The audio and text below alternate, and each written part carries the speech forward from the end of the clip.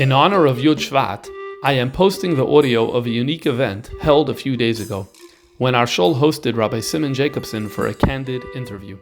I had the opportunity to ask him about his work of remembering, transcribing, and publishing the Rebbe Sichos. The interview was rather long. Have a look at the podcast description for detailed timestamps of the subjects discussed to find what interests you most.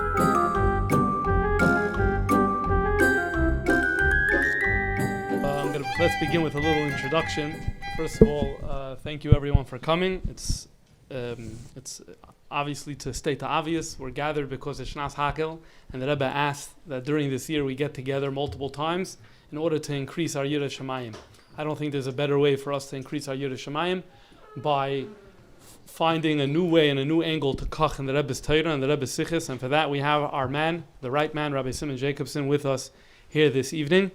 And we're going to do this as an interview style, which means we're going to ask questions. First, I'm going to ask the questions, he's going to give the answers, and then toward the end, we'll open it up to questions from the floor. Just going to give a brief hakdama, generally about Sichos. It's important to realize that if you ask the question, where did Sichos come from? In other words, there are 7 Rabbeim. We have no Sichos of the Alter Rebbe, we have no Sichos of the Tzemach Tzedek, we don't have Sichos of the Rebbe Marash either. And that's because the Torah that the first Rebbeim said was all Maamorim. They were called Drushim and Maamorim. These were deep inyanim and chassidus that they said, and for the most part, this is the way it worked. That was the Seder of the earlier Rebbeim. So that's why if you go to Kahas and you want to buy the Lakutei Sichos of the Alter Rebbe, from the Mittel Rebbe, the Tzemach Tzedek, the Rebbe Marash, you're not going to find it. It doesn't exist. The real Sichos began that were open to the public, is that the Rebbe Rashab had farbrengens, and they were open to the public, and people came. However, the Rebbe Rashab didn't write this. It was written by other people, and that's the Sefer Torah Shalom that we have, of the Sichos of, but it was only 3 times a year, Purim, Yutas Kislev, and Simchas Torah. Pretty much, that's the whole Torah Shalom, is 3 farbrengens a year from the Nesius of the Rebbe Rashab. The Frierdiker Rebbe started saying Sichos B'Shufi, a lot of Sichos. Some of the Sichos he wrote down himself, some of the Sichos other people wrote down, Hanachas of the Sichos, and some, the Frierdiker Rebbe was Magia and reviewed those types of Sichos. You have a range. When the Rebbe assumed the leadership in Tafshin Yud Aleph, it became very clear at the beginning that the Rebbe is not going to be writing the Sichos. There's going to be Sichos and Maamar, both the Sichos and Maamar, and the Rebbe is not going to be writing. And that's why this whole Moisid began from the very beginning of the people who were involved in writing both the Sichos and the Maamarim. Sometimes the Rebbe reviewed them was Magia, sometimes not. And Rabbi Jacobson was an integral part of this Moisid for many years, as we're going to be hearing about. So that's my general hakdama. Rabbi Jacobson, do you want to say something before we begin? I don't want to, override the chief rabbi here, Marada Asra, but if I may correct a few points. A few things. First of all, the very concept of Torah Shebal Peh is Sichos, basically. Everything delivered orally, even from Moshe Rabbeinu. And we know Torah b'Pirusha Nitna.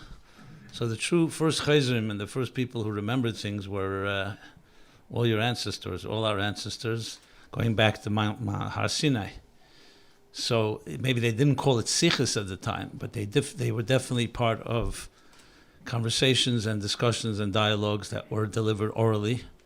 And then Rabbeinu HaKadosh codified it and turned it into the Mishnah, which later became Mishnah, Gemara. So, same as with the Rabbeim, the Rabbi Nesienu, the Baal Shem Tov spoke mostly Baal Peh. He didn't write almost anything. There were very few things. And what he said was short Torahs, but they didn't call them Sichos. They called them Imres. I mean, you can call it all kinds of things, but technically he was speaking. And his Chassidim wrote it down. They were the Manichim, the Chozer. Same thing with the Magid. It was the Alter Rebbe, actually, that was the first really author. He authored Tanya and Shulchan Aruch. All the rest of the Alter Rebbe's Torah came Baal Peh, meaning the Maamorim that we know, Torah Lakutei Torah, all the Maamorim of the Alter Rebbe were said orally, and those were Manichim, Chozerim and Manichim, which are, just to give a little background there, that a Chozer is someone that remembers almost verbatim what was said, and a Meniach is someone who commits it to paper. Not every Chozer is a Meniach, not every Meniach is a Chozer. It's particularly a very different skill set. But the Alter Rebbe had essentially, just for a little background, he had actually at a certain time 5 different manichim. The Mittler Rebbe, the son of the Alter Rebbe, the Rabbi Moshe, the son of the Alter Rebbe, his brother, the Mariel, Rabbi Huda Leib, the Rapinchas Rezes, that's why you have Hanochas called Rapinchas Rezes, and Tzemach Tzedek when he was a little older, and not all the Mamorim. So actually there are times where we have 5 versions of the same Maimer of the Alter Rebbe, and they're quite different. They're not different in the actual substance, but in style and so on. It was the Mittler Rebbe that almost wrote everything. And the Mittler Rebbe was a real author and a publisher.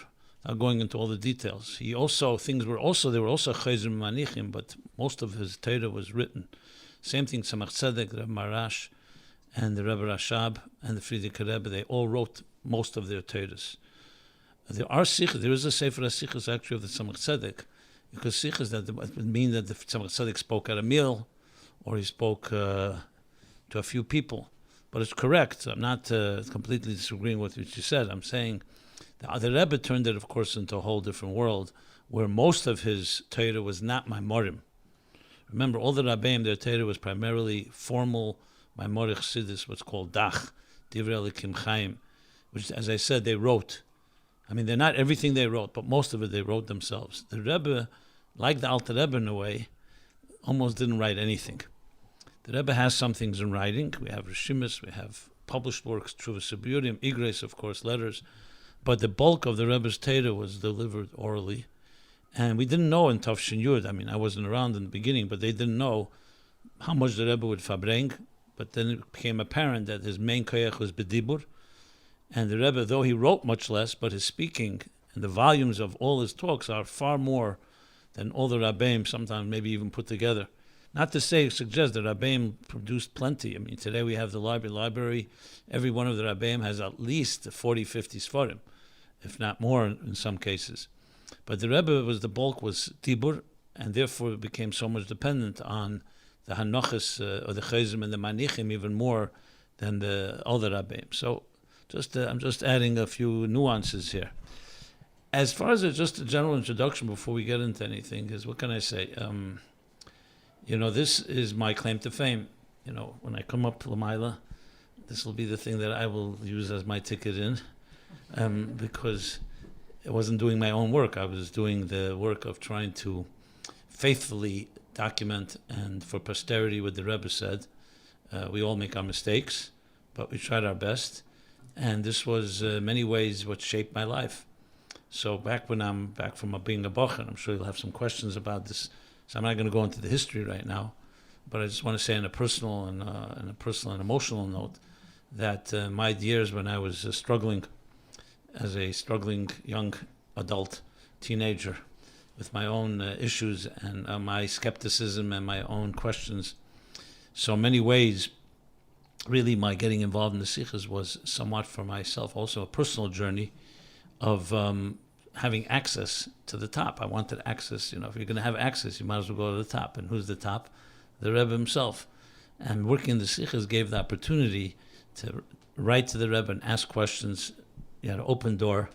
Nothing was, you never had any limits. I could write 100 times a day and would always get an answer, almost every time. Because it wasn't personal, it was also for the public benefit. And I can tell you, I exploited the opportunity to the fullest. Which meant, when you have such access, wherever I had an opportunity to ask a question, especially sensitive questions like about things that we all wonder about, good and evil and pain and suffering and the Holocaust and, all the big questions. So wherever I was able to smuggle it in, I did it. And we got answers. And sometimes we got over our head as well. Don't worry, the Rebbe did not mince words. He knew how to be quite brutal in a healthy, loving way, of course. So it shaped my life, let's put it this way. I'm not who I am today is completely defined by what happened those years. We'll go into more details, but I wanted to just say it. So for me, it's a personal type of almost a debt that I repay as much as I can to share of what I experienced, because it was so critical in who I am today as a person and everything that I've done. It shaped my mind, it shaped my way of thinking. I mean, I can't even know what I would have been like had I not done this work. Because remember, it's hours and hours of sitting and absorbing not your own ideas, someone else's ideas. Try it out. It's not so simple. And trying to almost assimilate, almost like, have to almost put yourself aside, and how are you going to channel a higher wisdom that's not your own? And then you're subject to present it to the Rebbe, who knows what he said, and you have to be the one now, be subject to, were you mechaven? Did you align it? And we tried our best. As I'm sure we'll share, there are plenty of humorous moments and plenty of harsh moments. But they were all, in my opinion, love. It was not easy job, not easy to remember 6 hours of a farbrengen, almost verbatim. People think it's almost impossible to even imagine how could you do that. But I'm sure you'll ask me some of those tricks, and I'll give you some trade secrets. Not all, and I still have to maintain certain NDA. I mean, we consigned, right, the non-disclosure. Frankly, no, there are really no secrets, because if you know how to do it, you know how to do it. And if I tell you, not necessarily means you can do it. There are methods. So we'll talk about it then. As I said, to me, it was life transforming. It was far more than just writing farbrengens on paper and moving on. And I wish it upon all of you to be able to have that opportunity, to be able to have the bittel, to be able to put yourself aside and channel, as I said, and bring down onto paper and to communicate to others ideas that are not your own, but come from a greater and higher place. So thank you for having me, and thank you for the opportunity to share some of the events that happened, the history, and whatever you want to cover. And there's no questions. I always say nothing is taboo, nothing is off limits. You could ask anything you like. I'm an adult. If I don't want to answer, I won't. But you should ask anything you want. You don't have to hesitate, even if it's provocative or controversial or challenging. And with that, thank you again. All right, so let's go. So let's start at the beginning. When was that moment when you tell yourself, hey, there's this, I can do that. There's this concept of Chazara, and why not me? When was that moment? Well, let me give you just the moment before the moment. How about that? That's always more important to know. You have to be ready for the moment. So I was, as I mentioned, to put it quite candidly, though I was born in 1956. You want to calculate my age, you can if you like. I always give people like 10 seconds if you like. They like to do that, So I'm one of the baby boomers, before Generation X and Y and Z and whatever the generations are, I'm not even sure. So as a teenager, I went through the whole system. I grew up here in Crown Heights. I went to the Lubavitcher Chabad school system. I'm not going to go into all the nightmares. And full disclosure, I wasn't molested and I wasn't abused. Let's just get that out of the way. So I don't have any real grievances and trauma and all the words that everybody uses today and the pains. But at the same time, I was a very skeptical person, and I wasn't very inspired in yeshiva, to be very honest. It was what we would call today, and maybe I didn't have that word then, mediocre. A lot of good memories, good people around me, I had a nice family, so it's not like, again, I didn't grow up around abuse and dysfunctionality, as later I came to discover exists. But nevertheless, on an intellectual and a spiritual level, I guess, I wasn't inspired at all. And I would always wonder whether this whole system isn't just some type of mind control program to keep people in line. I saw the value in it, I knew a Pesach Seder, a Shabbos, a Yom Tov, it's not like I didn't see the warmth and the family and community power. But still, on a level where is this absolute truth, and so on. And though the Rebbe was a figure in my life, obviously, growing up here, he was like a king on the hill. I didn't have any personal connection in a real personal way. It was, the Rebbe. I had no reason not to respect him. I didn't identify with him. And so I struggled internally because you couldn't really talk about these things. You'd be blacklisted. That I was wise enough to know. I was the guy that never got expelled, but my friend always got expelled, So I was like the troublemaker, like the guy that speeds right behind a guy that speeds a little more than you, so that if he's going to get stopped. So I didn't cross any real serious lines in behavior, but intellectually I crossed many lines, which means I read a lot, not of Jewish sources, let's put it this way. I was very curious, and I was a ravenous reader, and And I really just was looking for truth, to be honest. I really had no other agenda. And it was in that time period that I began to, Chassidus didn't speak to me yet. It was just words. It was like a guy told me the other day, Chassidus, Lametes Malachas and Esses Firis, like all in one sentence. Like it's a numbers game. 39 here, 10 here, 4 worlds, planets, whatever they're called. But then there were different, and again, I don't want to go into detail because it's not so relevant, but to answer your question, so I think it's vital to understand where I was, my mindset. I was desperately seeking something passionate in my life. Today we'd call it a rebel without a cause. I had that rebellious energy, very strong energy, but I had nowhere to direct it. I liked physics and mathematics, but I didn't see myself becoming a passionate physicist, to be very honest.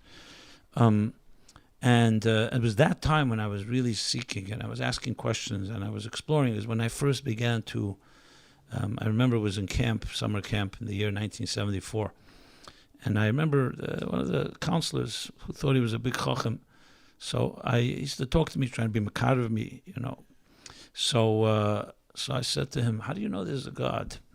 I just wanted to hear how he answers. So he said to me, well, the world is a finite world, and you know that finite objects can never lead up to infinity. As much as you go with the finite, you'll never touch the infinite, which is a rule in mathematics. Anyone who knows math knows that. And therefore, you have to say the world therefore has a beginning, because a finite world can't go endlessly. It has to have a beginning. So, he didn't even realize that it touched my mathematical, nerve. So I said to him, how do you know that? Where does that say? So he opened up a derech mitzvah, which was in the shul, maybe the only sefer they had. And he shows it to me in the Hamonas Alakus of the Tzemach Tzedek. So this was the first time that I was intrigued. I saw, wow, that's actually written in a sefer. It wasn't just some type of, modern psychobabble or something. And I can't say it's the only thing, but it's a series of events that intrigued me, that there's talk about the infinite, about the finite. And it was at that time when I came back from the summer, when I had to make decisions where I'm going to go. And I went to Morristown that year. And it was then I started listening to the Rebbe in a different way. And I started hearing between the lines this talk about the infinite, about eternity, about things that are temporary and things that are permanent. And that was, I think, one of the things that clicked in me. That 1 second here, it's all dressed up in the levushim and garments of Parshas HaShavua and Pirkei Avos and Isaiah and Rambam. The Rebbe wasn't speaking Rambam really then, but other Torah. But within it was really the essence of what life is really about. And that was the thing that most intrigued me. And then, of course, since I was so intrigued, and as I said, I'm an extremist, like an anarchist. It's all puzzle, it's all kosher. I wanted something all the way. So I said, let me go for this. Let me really plunge into this. And what was the best way to do it is to be involved in the process of producing these talks. So I started hanging around with Chazara every Motzei Shabbos. In Morristown, they wanted to do Chazara on Sunday. So I became the person to start doing it. Firstly, I think because I was passionate about it, that made me better at it, because I cared. I didn't just do it because out of Kabbalah sale or just to be Yetzer. And as I was doing it, I became better, and I became aware. Became apparent to me that I'm capable. I can't say I was a master. I was just a kid at the time. I was 17, 18. And in Morristown, people felt that I was really doing a good job. And it's not like at that age, you don't even think of it in terms of ego or... to me, it was just really intriguing. And then I would hang around Rabbi Yoel with Chozer. He had a small few chayzim around him. Rabbi Yossi Hecht later now became the rabbi in Eilat, shliach there, and some others. So at the time, I would just listen, but then once in a while, I'd pipe in and say something and add something. As you know, none of this was formal, and as I became more involved, I was really contributing, and as I was contributing, I was welcomed into this inner group. But again, nothing was official. No one said, here, you sign up to become a Chozer. There was no such thing. Even Rabbi Yoel, I mean, even though the Rebbe did support what he did, but he had to want to do it. He did it, and therefore that's how there's certain jobs in Chabad that come simply because you do it, not because someone appoints you. And sometimes if you're appointed, doesn't necessarily mean you're competent. I'm not, that's an aside, I have to get that in. And on the other hand, if you're good at something, you'll rise to the occasion. And that's what happened. So we're talking now in the years 1976, 77, when I really began. Then I came to 770 in 1976, mid-76.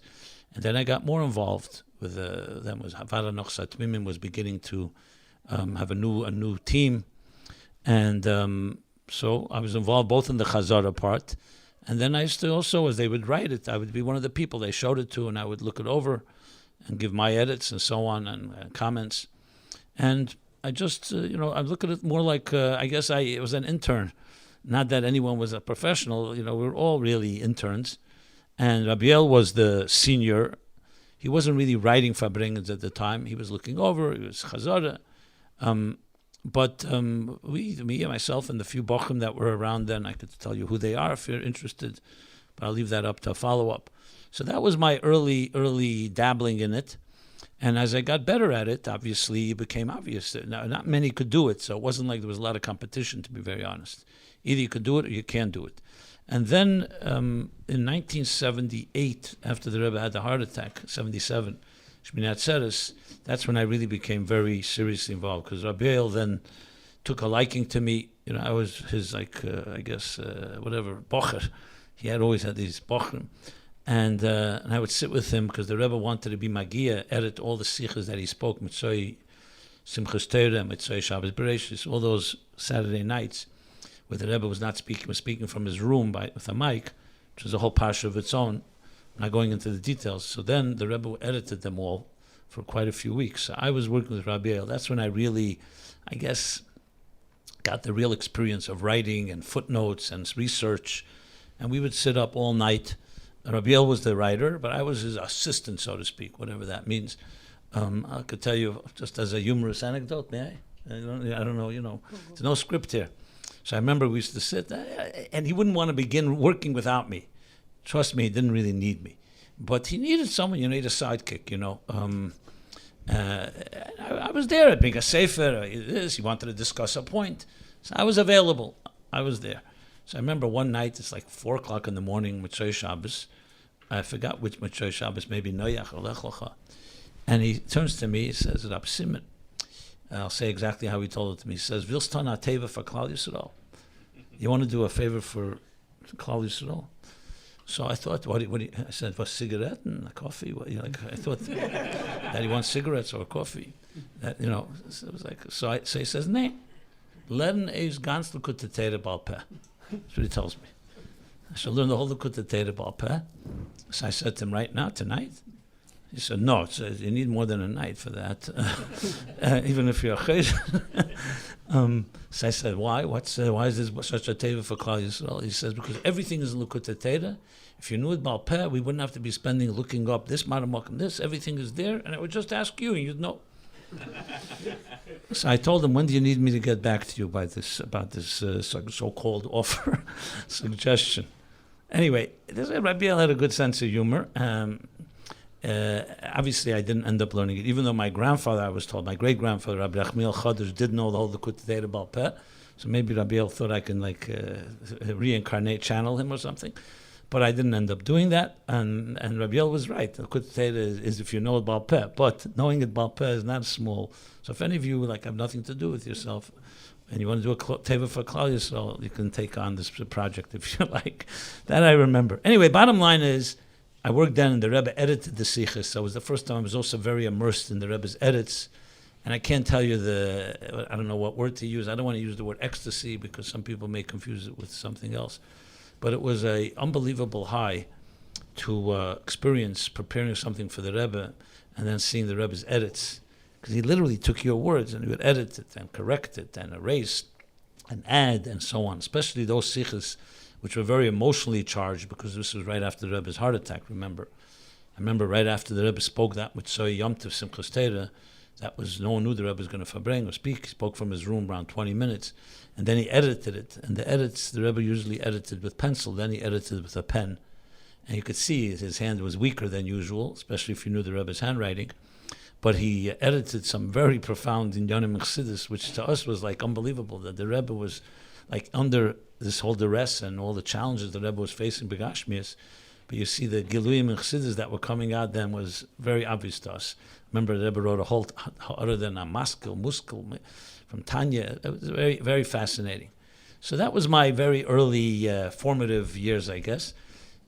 I know that you're probably going to ask me when just to give you the history, in the end of 1979 is when I became the official writer. Till then I was a Chozer, but official writer. Reb David Feldman, who was the writer before me of the Hanachas in Yiddish, there was no Hebrew Hanachas yet then. He went to Eilat on Shlichus before Chanukah Tovshin Mem, which basically December 79, and I took over his position.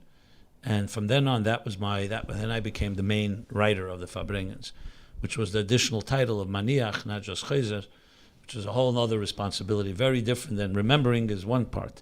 Writing, frankly, is even harder. But we'll get them sure into that. So that somewhat gives you a little... Okay, so not all my answers will be so long. I just thought... I know, I'm trying to bring history into background, so it's not just So if I'm looking for Rabbi Simon Jacobson's first Hanocha, first written piece, that will be found in Sichos Kedesh Tavshin Mem? The first one really is a Sikha that the Rebbe spoke to the children right before Purim Lamed Tes. So David Feldman, as I mentioned, was out of town. I think he went to Israel for a family simcha or something. So I wrote, that was the first one I actually wrote from beginning to end. And the Rebbe was Magia that. But the first one that I wrote that became, after that, that was it. Meaning for me till the Rebbe's stroke in Tavshin Nun Beis, so we're talking now a good 12 years, was Shabbos Parshas Miketz, Shabbos Chanukah Tavshin Mem. And again, just to give background, remember the Rebbe was speaking because of the doctors wanted him to speak Motzei Shabbos, not Shabbos, because it was less exertion because he could speak with a mic. The Rebbe was very clearly unhappy about it, and whenever he had an opportunity, he would smuggle in a farbrengen Shabbos. Like for example, I remember Tovshin Lamed Tes, Shavuos was Sunday and Monday, so there couldn't be a Mitzvah Shabbos farbrengen because there was no mic. It was Yom Tov already. So Shabbos Bamidbar there was a farbrengen by day. Achar Shal Pesach that year, whenever the Rebbe could make a farbrengen without a mic, he clearly wanted to go back to that. So the last farbrengen with a Mitzvah Shabbos, I believe, was Shmois Tovshin Mem, and that was it. After that, it became Shabbosim. And a few weeks later was Shmois Tovshin Mem. So I had already began in Miketz Tovshin Mem. But literally when I began, I remember Rabbi Yoel said to me, maybe it's in your schools that the Rebbe started farbrengen Shabbos again, meaning only Shabbos. After that, the Rebbe never went back to Mitzvah Shabbos. So Miketz Chanukah Tovshin Mem. You want to know my experience that night? Don't ask. It was a nightmare of a night. The first Hanocha that I had to write, from beginning to end. So maybe share what happened that night. See, we worked well together. That was a setup. So I remember, so we had Chazar. It was a very difficult farbrengen. I remember saying to myself, that's like a real Kabbalah's ponim here. I'm telling you, it was an extremely, very deep and complex farbrengen. Just to give you the taste of it, if you go to Miketz Tovshin Mem, it's one of the unknown gems. I mean, every farbrengen is a gem, but that one was unique.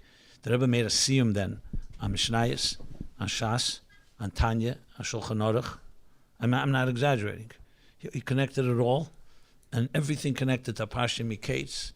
It was extremely complicated farbrengen. Koyach and Peil was a big theme. I remember Klal, Prat, Klal. Everything was Klal, Prat, Klal. You got to check out. It's an interesting sikh. So Chazara ends, which was Motzei Shabbos. Chazara would take place in 770 downstairs usually. In those years, earlier it was upstairs. And there was it was winter. It was winter already, so it must have been not late, maybe 8, 9 o'clock. Chazara would begin, would end an hour or two later, and now starts the hard job. So Chazara, we'd write down notes. Chazara, everybody would pipe in. Rabbi Yoel would usually chazer. Sometimes someone else would. Very often he would turn to me to chazer. And someone wrote notes of the Chazara just to get the points, just like bullet points, the flow. And people would weigh in. It was an open forum. If you were there and you said, I remember something, you'd say it, and someone would say, no, that was later, or it was earlier. And sometimes an argument would break out. I mean, all in the good spirit of like, where the Rebbe said it, what did he mean? But there was no real discussion of Havana. It wasn't about understanding. It was trying to just let's get everything out, so to speak, because this was the first opportunity to write down what the Rebbe spoke about. We'll talk later about the actual process. So after Chazara, I remember I went home. I decided I'll work from home. It was quieter. I had a little blue typewriter. You know what a typewriter is? No, seriously, they don't have typewriters today. A typewriter. A real typewriter. There was no word processors. There were no computers. Everything was on paper. And if you typed a page and you didn't like it, there's no like going back and manipulating it. You take the paper out of the typewriter, you roll it up in a ball. It was called throwing it into the garbage can. You start again, another draft. And if you wanted to, there was whiteout and there was cutting. I mean, it was very primitive. So I remember I'm sitting with Motzei Shabbos now. It's around 11 o'clock at night. And I'm starting to make heads or tails. And it's the first time I have to write a farbrengen completely from memory. Farbrengen that I wrote, that I mentioned before, was from a tape, which had its own challenges, but there at least you're working with something that is already something is on paper. Here I'm writing completely from memory. Chazara notes is just notes, and I cannot tell you what happened. I mean, I started typing the first page, and again the second didn't come out. I didn't know what I was writing. The next I did it again. I probably wrote 30 drafts of the first page. There were 2 garbage cans filled already in my living room, and I remember around 4 a.m. I mamish started to panic. I said to myself, maybe I'm not capable. It's just not happening. As much as I couldn't get out the first page. And I knew there's going to be at least 70 pages. Because we knew from the Rebbe's rate of speaking, every hour of the Rebbe speaking yielded around 20 pages, double-spaced 8.5 by 11. So let's say 5-hour farbrengen is 100 pages. This was a 3.5-hour farbrengen. I remember exactly. So I knew 70, 80 pages is minimum. And I couldn't even get one page out. I remember it's around 4 a.m. I'm sitting there, didn't know what I'm going to do. I was ready to go back to the office the next morning and tell Rabbi Yoel or whoever, I can't do it. Someone else has to do it. I was ready to admit I couldn't. It's not shaykh. My father, I remember, who was an early riser, a late sleeper. Suddenly he's walking around. And he sees I'm all disturbed. And he said to me, "What's going on?" I said, I have to write this farbrengen. I can't even get one page out. So I remember he told me calmly. He said to me, my father was a writer himself, not a Chozer, not meniach, but he was a writer and had a lot of years of experience. He said to me, I remember these words. He said, "That's how it works. That's the process of writing. You keep throwing out the garbage." At some point, you keep doing it. 40 drafts, 50, 60, you can take 100. You'll finally get the page. And more importantly, he said, remember that this will be forever. Not just now. All the rest of your years of writing, you'll always know. In the beginning, it's always going to be difficult. And you're never going to be able to do it quickly. The difference between now and in 5 years from now is in 5 years from now, you'll know you can do it. Now you don't know you can do it yet. Remember, that's what he says. It's like running a marathon. Once you do it, it's still difficult every time, but you know you can do it. 100% right. He was right on target. I trusted him simply by Kabbalah sales, not like I had the experience. And I kept hacking at it. By around 9 o'clock in the morning, I finally got out the first page, what I can consider decent, that I thought reflected at least what I... And then after that, it got easier and easier. But he was right. Till this day, I write. It's always difficult to write. But you know you can do it. So there's a light at the end of the tunnel, so to speak. So you know you're going to go through the frustration. That was my first experience. So it was I did not think I could do it. And then it worked. And I did it. And I got that farbrengen out. I finished it Friday, right before Lichtzin. Now, next Shabbos was Miketz, Vayigash. No, there was no farbrengen Vayigash. But we didn't know there won't be a farbrengen. I had to be ready. You can't have farbrengens overlapping farbrengens. So I had to be finished before Shabbos. And then I was to be able to do it in 3-4 days after that. And that farbrengen, just for the record, I wrote maybe 25 questions to the Rebbe. And I guess, again, it was maybe the Rebbe's welcoming me. That, as there's so many hagos on that Sicha, it was never a mugadike farbrengen. But if you look at it, it's all filled with the Rebbe's notes and comments and so on all the pages. The Rebbe edited it beginning to end from all over. So that was once I got through that hurdle, it never was quite as difficult, but still the challenge was there. That was my first. Those notes from foray. the Rebbe on that Hanocha was responding to the specific questions that you asked, or he was Magia the whole Sicha just unofficially? The way it worked was, in the context of Hagos, you all know Likutei Sichos, right? Likutei Sichos was initially prepared a short, abbreviated version of a farbrengen last year, 2 years ago, or combination, and the Rebbe was Magia that every week. The Hanochis, the process was getting down everything the Rebbe said at the Shabbos farbrengen, or Yom Tov, and it wasn't expected the Rebbe was going to edit it. There were times where it was a pretty clear, like a Sicha, let's say, Achar Shal Pesach, Tov Shemem Daled, the Rebbe first came out about the Takon of Rambam. So it was pretty clear that it was going to be Magia, Hayro L'Rabim, like that. But generally speaking, Hanocha was not necessarily going to be Mugah. So there were a few scenarios. There were Sichas that we knew the Rebbe would want to edit, so we prepared it as such, and the Rebbe Taka edited it. There were times we prepared something and the Rebbe didn't edit it. There were times the Rebbe asked for a Sicha, that he wanted a certain Sicha prepared and he edited. There were times that we sent it in, not edited, and published already, and the Rebbe edited after it was printed. So you had a lot of different pictures. Then there were those like Mikates, where we asked questions, and based on the questions, we worked in the Rebbe's edits, and sometimes we would give it back to the Rebbe, did we work in your edits correctly? So the Rebbe would then edit a section that was based on his answers that he gave us. In the process, sometimes the Rebbe would edit more. So Mikates had everything, had all the above. There's no full Sikh in Mikates that I could say is edited, but they're entire sections. And sometimes we'll say, Mikan Atzif Tezvov, Huga Yidei Kvet Gush Lamur Shlita. Or if we didn't put Hanochas Atmim Bilti Muga on the page, that's a sign that there were edits from the Rebbe on that page.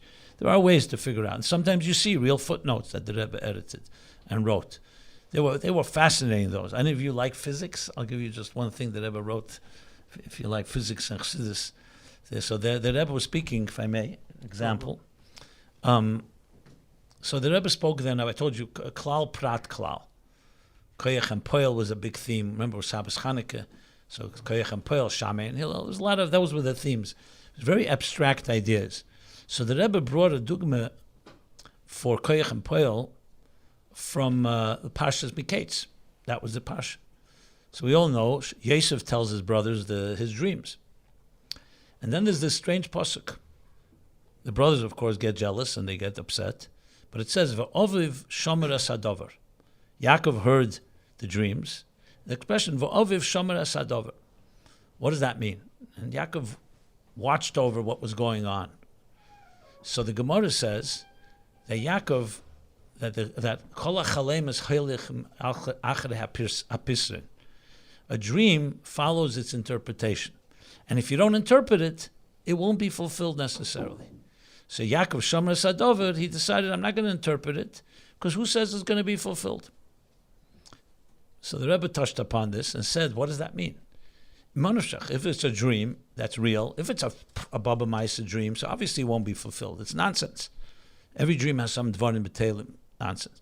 But if it's a real dream, who cares whether you interpret it or not?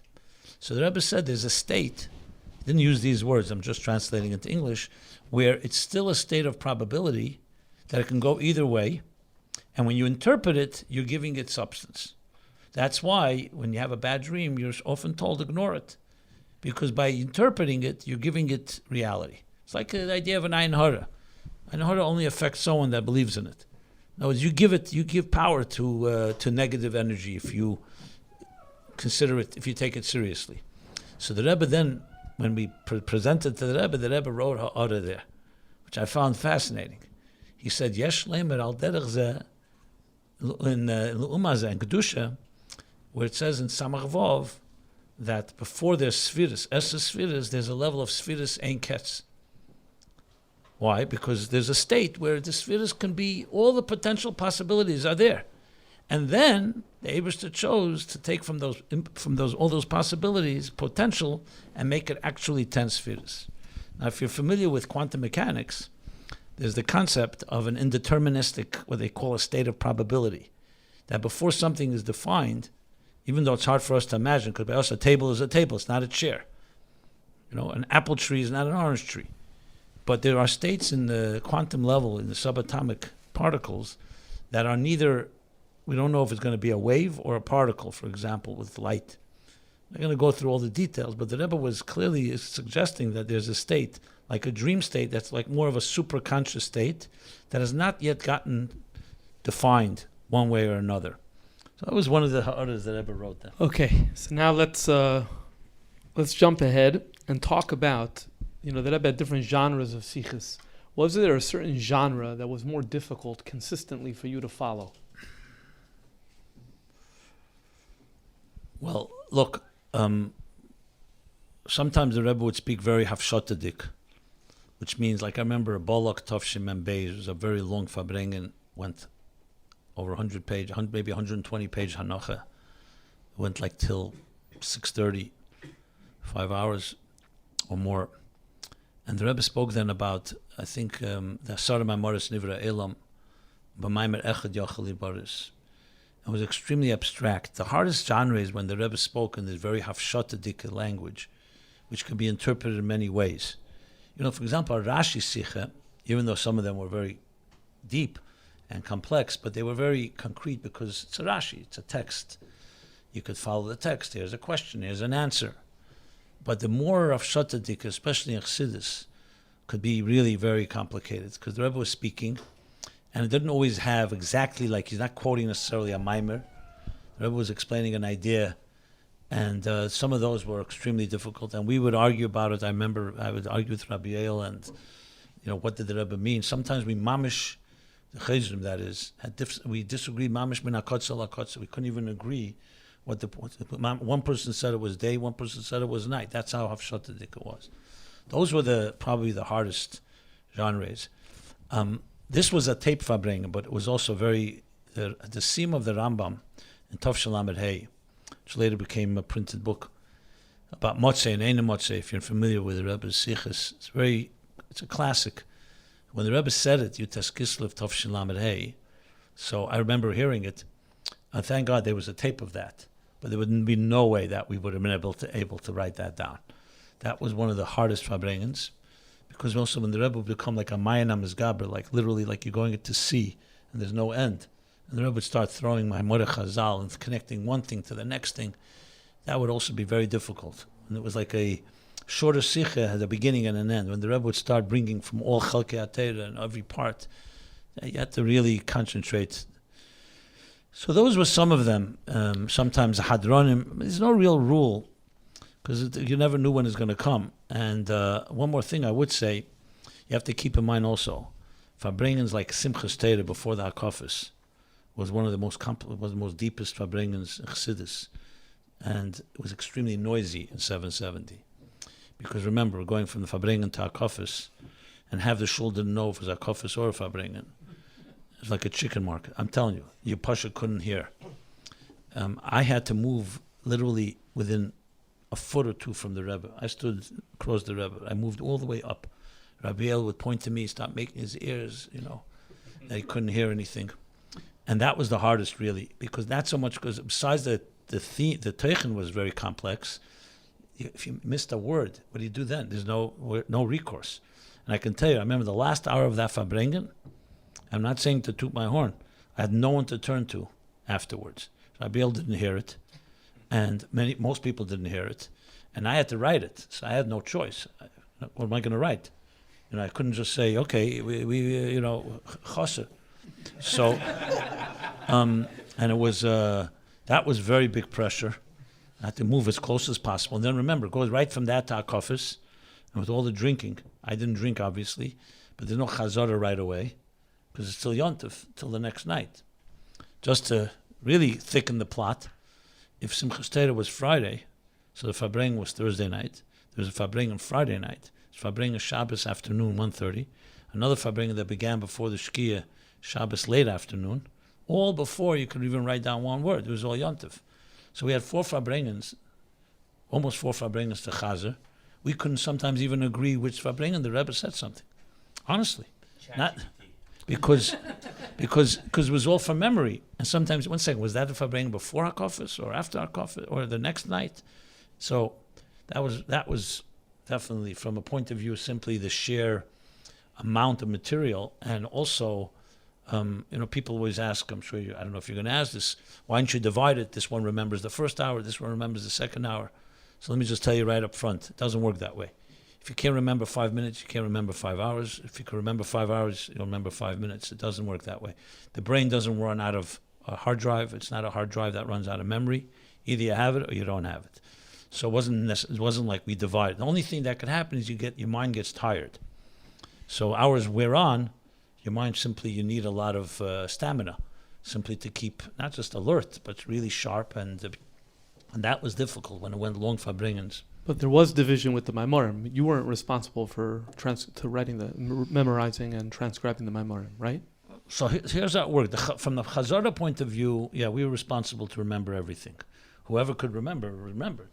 Remember, you didn't have, people think there were a lot of Chozer. There were very, very few that could, when I say a Chozer, I mean someone that could hear a 5-hour farbrengen and sit down a minute later and repeat 5 hours. Very few could do that. There were people, there was like of course, if I'm chazering, I'm sure you'll have what to add to it. But that's like the Ibcha Mistaver. You say the Svara and I'll tell you Fakert. So there were definitely people that helped, but there weren't many that could really do that. So whoever could do it had to do it. There was no choice. The writing was the division of labor. There were the Maamorim writers. In my day was Tzvi Greenblatt in the late Lamets, then David Oladart, then Shalom Charatonov. I did write a few Maamorim simply because either no one was around, etc. But I was primarily a Sicha writer, but that was writing. The Chazara, everybody contributed. Got it. Yeah. What did you do between the Sichos? Was there some device that you were using then to help you? You mean like a hidden tape recorder? No. There are many methods. I think before I talk about between the Sichos, let me just share an important point. Which, key to really memory, and this is the real secret, and actually do workshops on this these days. I even wrote up a draft of a book, Secrets of the Mind that I learned through my years of remembering. Because I learned things about the mind that would blow your mind, honestly, because completely counterintuitive what memory is like. So let me just say 2 things about it, and then I'll share what we did between the Sichos. Memory, everyone thinks, is a power of the intellect. The smarter the person, the more they remember. It's not true. You'll see many, many smart people, they don't have good memories. Smart people may be able to understand something, grasp something quickly, maybe understand things deeply, but memory is not a faculty of pure intelligence. It's actually a faculty of the opposite of intelligence. Let me explain. You know who remembers best as a group? Children. Children. The stories you heard, the songs you heard, as a child remain etched in your memory forever. Adults find it very difficult to remember. We have all kinds of tricks and we have to write notes and this. Try teaching a 20-year-old a new language. Children, 5-year-olds are learning, 3-year-olds are learning ABC. And why? Because I'll tell you why, because a child's mind is like a dry sponge. Who absorbs best? A dry sponge. Adult mind is a wet sponge. A saturated sponge doesn't absorb as well. So the smarter you are and the more ideas you have actually works against memory because your ideas get in the way. Let's put it in different words. If you're familiar with, if any of you learned the Hilchos Kashrus, the Gemara, Chulin, I did the Taurat Lemivla Leipolit. You're busy absorbing, you can't be exuding.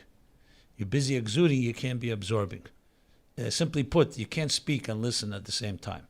I know some people think they can, but it doesn't work. So when you're listening to the Rebbe speak, the key thing is to put away your intelligence and just absorb what is being said without processing anything. I know it sounds weird. Obviously, you have to have your ears open and you have to have some intelligence. You have to know the language, etc. But the less processing, the more I understood what the Rebbe said, the worse I remembered it. I remember this vividly. Vayikra Tov Shemem.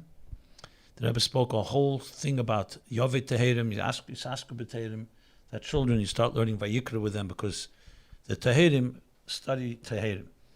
And a whole thing that Rebbe spoke in Nigla, a whole thing about Tara and Kedusha, it was, I didn't understand anything of that Sikha. After the farbrengen, I asked Rabbi Yoel, he says he never heard this, he doesn't know what the Rebbe was talking about. Because it was, usually the ideas that Rebbe talked, he may have talked before, Bekitzer, here was like a whole new sugya. And I remember this Sikha better than any other Sikha.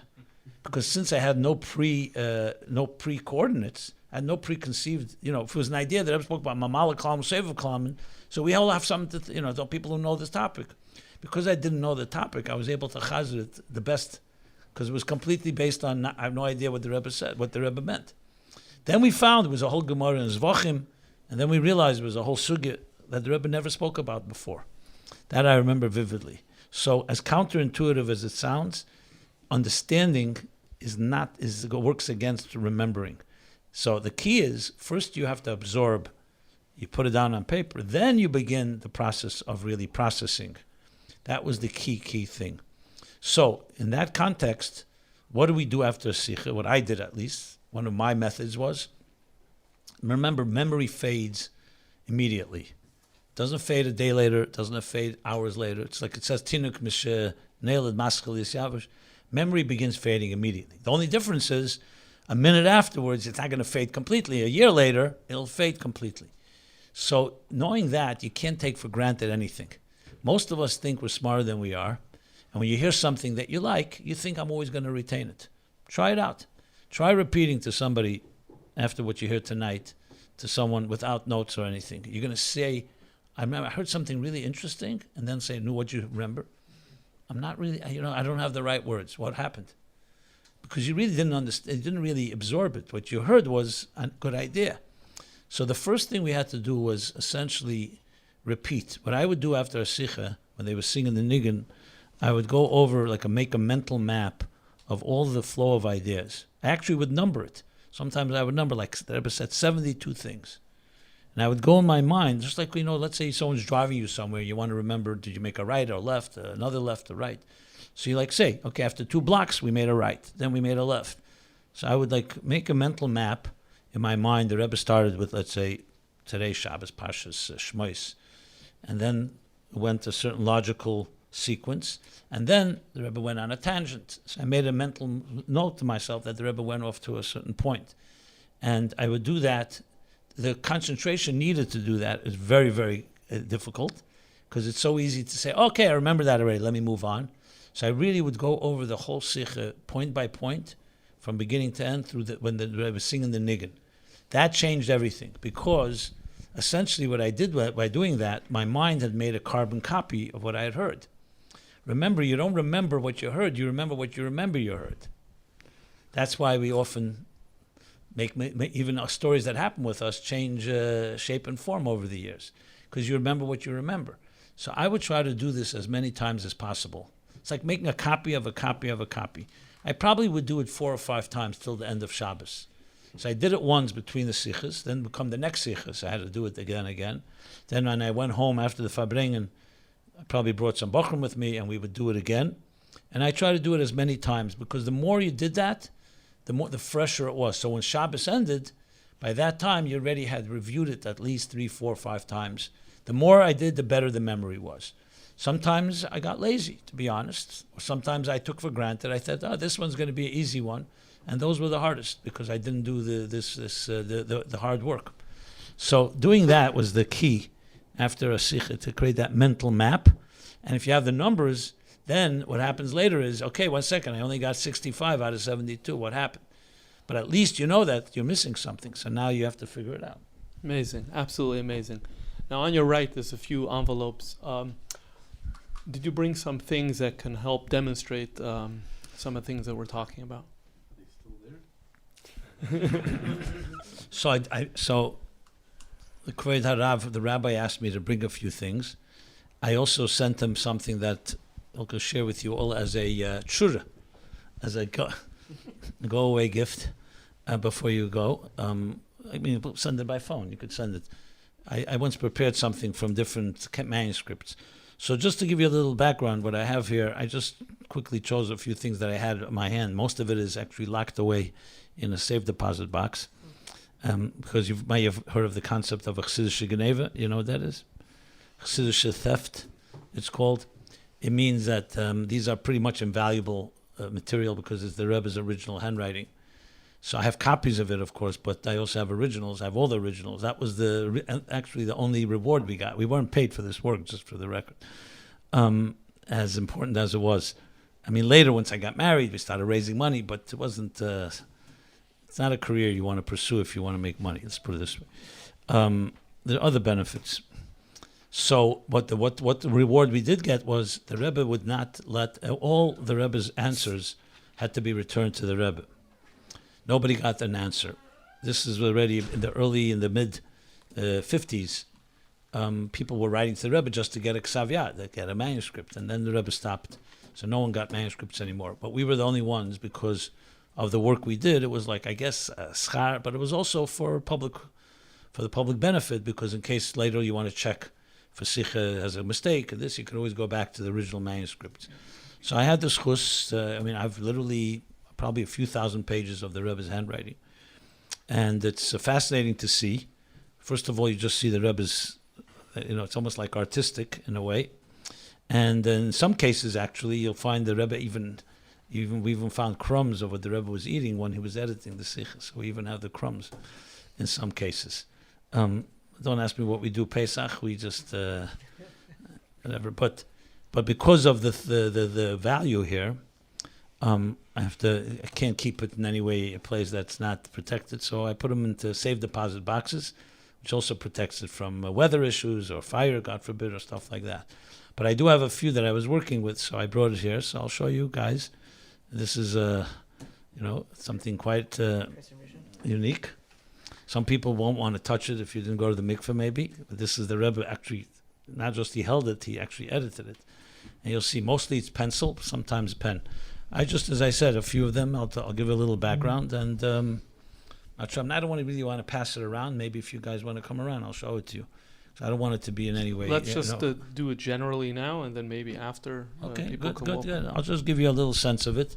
And this is just a little selection of the work we did. I mean, this was really almost on a daily or even weekly basis where we had these interactions.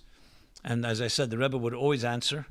And it was the most exciting thing, what can I tell you, to see these answers, because sometimes it was very, very sensitive matters. So let's see what I have here. I'll just start from the top. Okay. I think I have a few originals here, but there's definitely copies. Okay, yeah, you hold the mic if you don't mind. Okay. Yeah, this is an interesting one. So I'll show it to you guys. See? So that's actual original pencil handwriting. This is the Rebbe writing. Of course I'll tell you. I just want to show it first, okay? Everybody sees? Pencil doesn't fade? Yeah, Pencil doesn't fade? No, pencil actually don't fade. You're talking now over 40 years ago. No, pencil doesn't fade. Pen actually fades more than pens. But the Rebbe's pen or pencil never fades.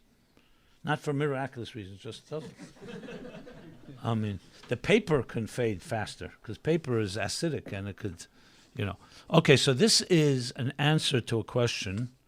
It's actually a deep Indian chassidus. So we write like this. I'll just quickly give you the sense. It says, Nisker ba'asicha, maimer sefer yitzira, she'en l'mayla ma'onig. So there's an expression in your sefer yitzira that there's nothing higher than onig. And af sheyesh neshak v'tari and samach vov, what's higher, rotzen or tainug? So the Rebbe goes on to explain what Samach Vov says. So we had a few questions about what the Rebbe said. So first we get a chelik gadol from the Rebbe here. Doesn't like that we're delving into such deep topics. So the Rebbe writes, Kama v'kama mekush yesem ba'avar b'shal kiyetzib zeh. A number of your questions recently, hein b'signan ha'anal, in this type of signan, this style. Ubanal gufa loy somu lev lastiris shemitzuyin leil bezel lazeh upshitim mokem acher. In other words, you're having a problem that there are contradictions in different places of Chassidus. L'shitosem aklotz kashya ba'rogel bekam mekemes ba'd muram tzoy u'delay kanal. when the Rebbe, Mittler Rebbe, sometimes he writes an idea and then he says, with the loy canal. It's not like it was what I wrote before. So based on you, that everything has to fit. Why? How could the Mittler Rebbe himself say an idea and then say it's not like that? In other words, the Rebbe is not appreciating that we don't understand the subtleties, that not everything has to be consistent. There could be different approaches to something. There could be contradictions. Not everything has to be reconciled. That's basically the Rebbe writing. And then the Rebbe writes, V'ulai sof sof ya'aynu b'reish hatanya b'hagah. And maybe at the end of it all, you'll finally look at the beginning of Tanya. The Rebbe underlines the word b'reish hatanya, where it says, V'ayim ponim l'teira. That there's 70 different facets to the Torah. And then, after we get this what we call Yedidus Brivel, this is like this I don't want to say slap in the face, because I don't see it that way at all, because this itself has a lot of powerful messages. How does it make you feel? I'll tell you in a moment. And then the Rebbe does answer the question. So right here, you'll see there's a line the Rebbe makes after he gives this so-called chelik. He makes a little line, the Rebbe's line, and then speaks, Etzema Einig. And then he talks about what is Etzema Einig, what's Sheiresh Einig, Ikara Einig. I don't want to go through the whole nuances, but there's a lot. Huh? Please don't. Okay. Maybe you're beyond you, but it's not beyond them. That's true, but we have a limited time. Yes. I noticed that the note, you didn't sign it, but other notes I've seen that you used to sign your name at the bottom of the question. No, I never signed the name, except if it was more of a administrative thing. Like if we wrote to the Rebbe, should we change the letters of the publication, or Hatzah to print a kavitz? So then I would sign a name. It was more just to show who's writing. But the questions on Sichos were just not signed. They were not signed. No. Anyway, the Rebbe. So how did I feel? I have to be very honest with you. I felt I was a professional, and I was getting good instruction from the top professional of them all. So actually, all this to me was chinuch, education. I never took anything personally. I never took it like, I didn't have thin skin. There were people I worked with that had big problem every time they'd get a chelik. They couldn't sleep for a week. I was much more callous than that, I guess. I don't mean that. I meant to say, I took it as the Rebbe. I saw the Rebbe like a master surgeon with a scalpel. Every nuance mattered. And I learned from it. What I learned from this is precision. Much of my, if you call it hatzlach, if you want to call it, much of my success today is a result of the precision I learned from the Rebbe, the diuk, subtleties, things like sometimes the Rebbe did not like when things were written black and white. He wanted it gray. People don't realize that. Every letter counts. I mean, I can go on, precision. That's what I learned from all of this. So every time the Rebbe wrote, whatever it was, to me it was always a tremendous education. I see in the language of your question that the Rebbe seems to have marked up your question itself. Yeah, very often. He would either mark it up or sometimes edit within it. Here he wrote a whole answer after it. Okay, so that's one example. Let's take another one. I may. This is more of an answer. This was, just for the record, this was Balak Tovshim Mem Gimel. But in Lamaila Ma'enim. You want to know the source. Okay. Let's see what other goodies we have here. What is this, Jen? Okay. So this is probably a whole, let me see what this is. Oh, Shkocha Pratis. This is the Maimer Yud Shvat Legani Tovshin Mem. When the Rebbe, after 30 years of the Rebbe, the 30th anniversary of the Rebbe's leadership. So this again, you'll see pencil. See, the Rebbe wrote Hanocha. It's the Rebbe's words. Which meant that some Maimorim, the Rebbe wanted to say Hanocha. It's Mugah, but he called it Hanocha. Many Maimorim just says Maimer, just doesn't say Hanocha. Hanocha usually meant it wasn't maybe written as sharp as the Rebbe wanted. You can interpret many ways. So he wrote Hanocha here, but he edited it seriously. What you see is a footnote here on the side, just to show you. Every page is edited. Usually, sometimes small edits, like a line here and there. Just to go through quickly. Oh, here, actually, interesting thing. The Rebbe wrote something and then cut it off at the bottom of the page. So we have no idea what he wrote. So trust me, we sat hours trying to figure it out. because that was like more intriguing than all. What did the Rebbe write? Then why would he, we even looked at the next page. Maybe the trace went over. So that was it. The Rebbe cut it off. So, and this is what you see here. The edits. I mean, I'm not going to go through the actual edits. Each one is, it's page after page. But you could see how much time the Rebbe put into this. This was probably, and the footnotes, sometimes again, these are edits. Here the Rebbe crosses out half a footnote. So he crossed out. Sometimes this one, the Rebbe adds a mimer from Tafresh Pei. And here we wrote a note afterwards. And the Rebbe edited the note, crosses out some stuff. That note made it into the mimer? Yeah. That was like but sort of was a galley. Okay, we sent the galleys, and we wrote something, and the Rebbe added some notes. And then, in those days, the custom was the Rebbe edited everything twice. So after this was finished, after what we do would we give this to the printer, and he set and add all the Rebbe's notes in it. And then we would give the Rebbe back a typeset version. So here's what we call the second Hagah Shniya. This came as galleys. Galleys would be longer pages like this. It's the same mimer, but this is now the Rebbe's second edits. So you see Hanach is there already, and everything in the first edits are incorporated, but then the Rebbe edited more. Sometimes small things. Here, the Rebbe, that's my handwriting, but everything else, the pencil is all the Rebbe. That handwriting was on the page when it went into the Rebbe? Yeah. Sometimes when we read it, we added something was missing. So all this is the Rebbe's edits again. And let's see the last page. 1 second. Who was this printer that understood how to print it? Well, we would write it over for him. And the printers were good. They were Motel Schusterman, Schollenberg, Pevsner, Maishver at some point, Motel Chain. Balshan. They like Empire Press today. It was Balshan. Remember, they also published all the Merkas Svarim, all the Kahos Svarim. So they were accustomed to it. So sometimes they would actually get the Ksav Yad. We didn't give them the Ksav Yad. We would give them rewritten. Here the Rebbe writes, Levarer Bedigduke Sofrim. Sometimes he'd give us notes that sometimes the Rebbe would write us, check it out. Check out something. In this place, in that place. Here the Rebbe writes, Dafke Mara Mokim Hishmitu. Exclamation point. Two points. Two exclamation points. Which Mara Mokim Shulchan Aruch Ad Murazach. So we would get it over our heads at many times, and that was perfectly fine. We learned from it. And that is the Maimer Legani. There you go. You wrote the Hanacha for this Maimer? The Tafshem Mem, or someone else wrote it? No, this, who wrote this? I didn't write it. No, it wasn't me. It's probably, maybe, I could check. Maybe it was Rabbi Yoel even. Because he'd like to always usually write the Legani Maimor. And finally, one more thing.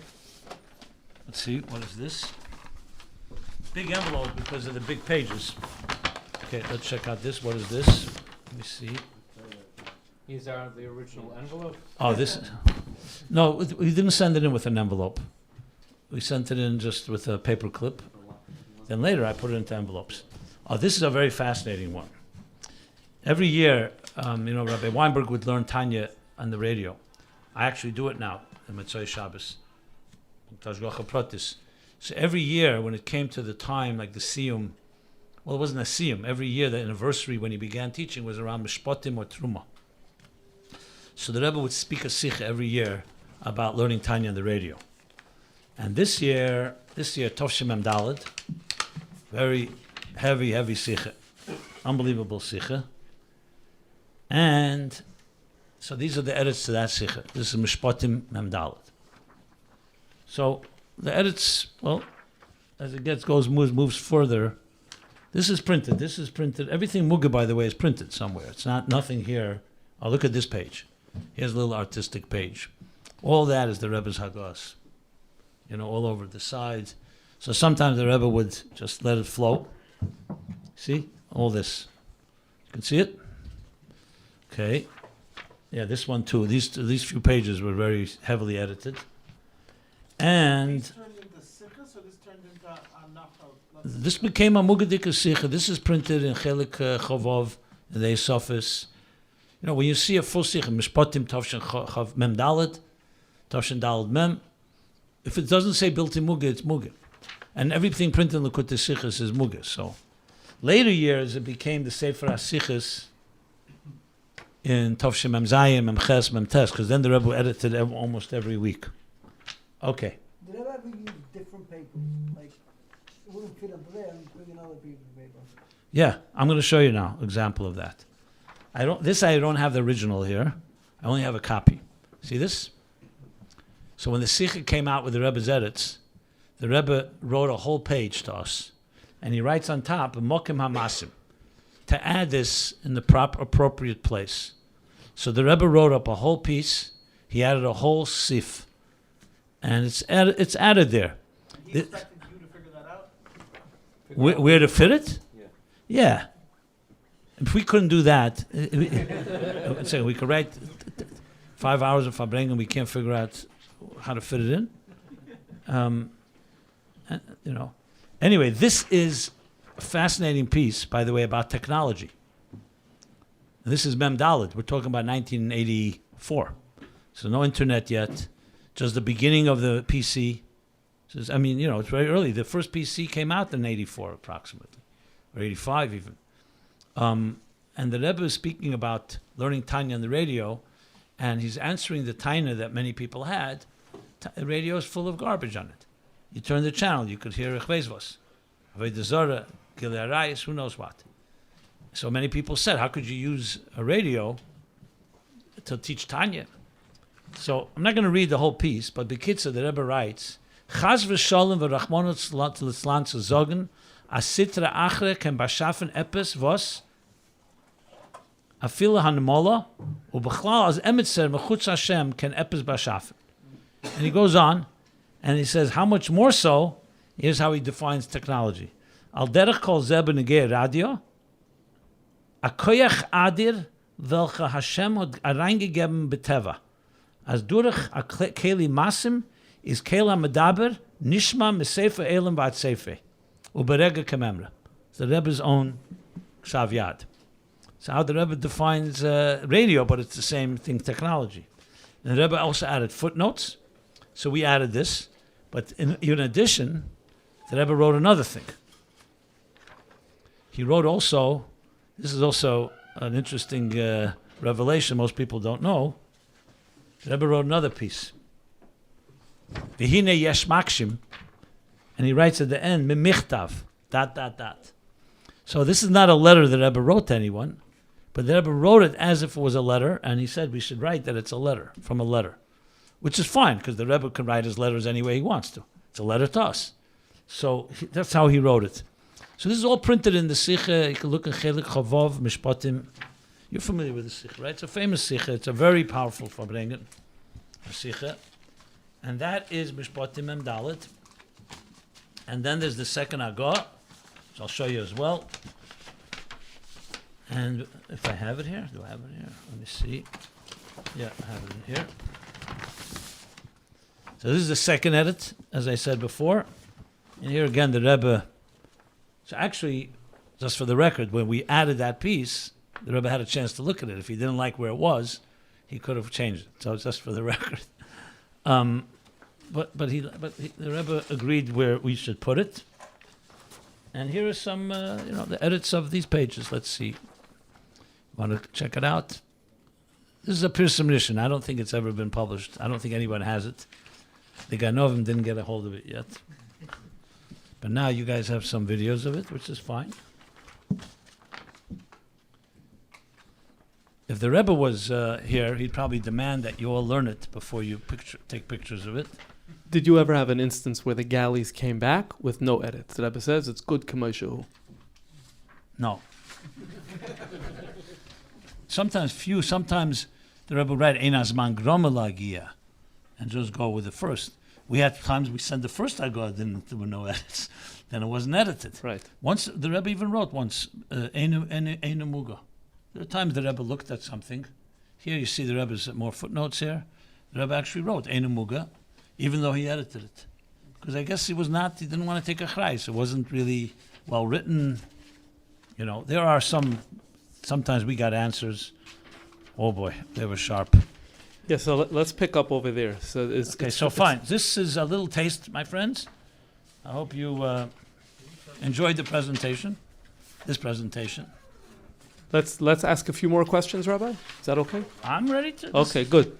I have a few more questions. My chayas is my life was this. Okay, perfect. So there is sometimes And that maybe they want to ask questions. yeah, sure. We're going to open it up in a moment. So there's a number of instances in where the Rebbe would write on the side of the Sicha. You mentioned about the sharp responses. The Rebbe would use the word mavhil, which I think means something like shocking. Maybe you have a better translation. Was there a certain theme, or was it predictable, or when were the instances when the Rebbe would use that type of term?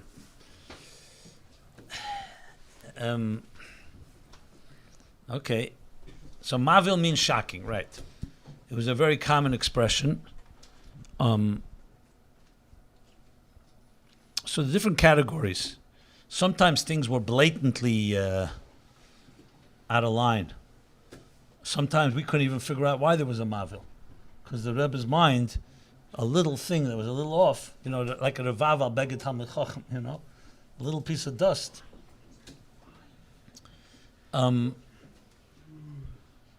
I think recently, with that sicha that you pointed out when we walked in, was there a mavil there? I don't remember.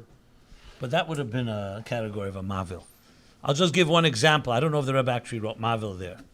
But there's that idea. The Rebbe was talking about the Mittler Rebbe, that's Alter Rebbe and the Mittler Rebbe, that's Chacham and Bina.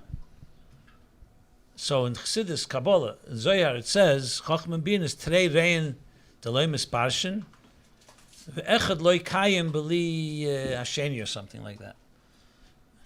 Okay, so two friends that are inseparable. So that's Chacham and Bina.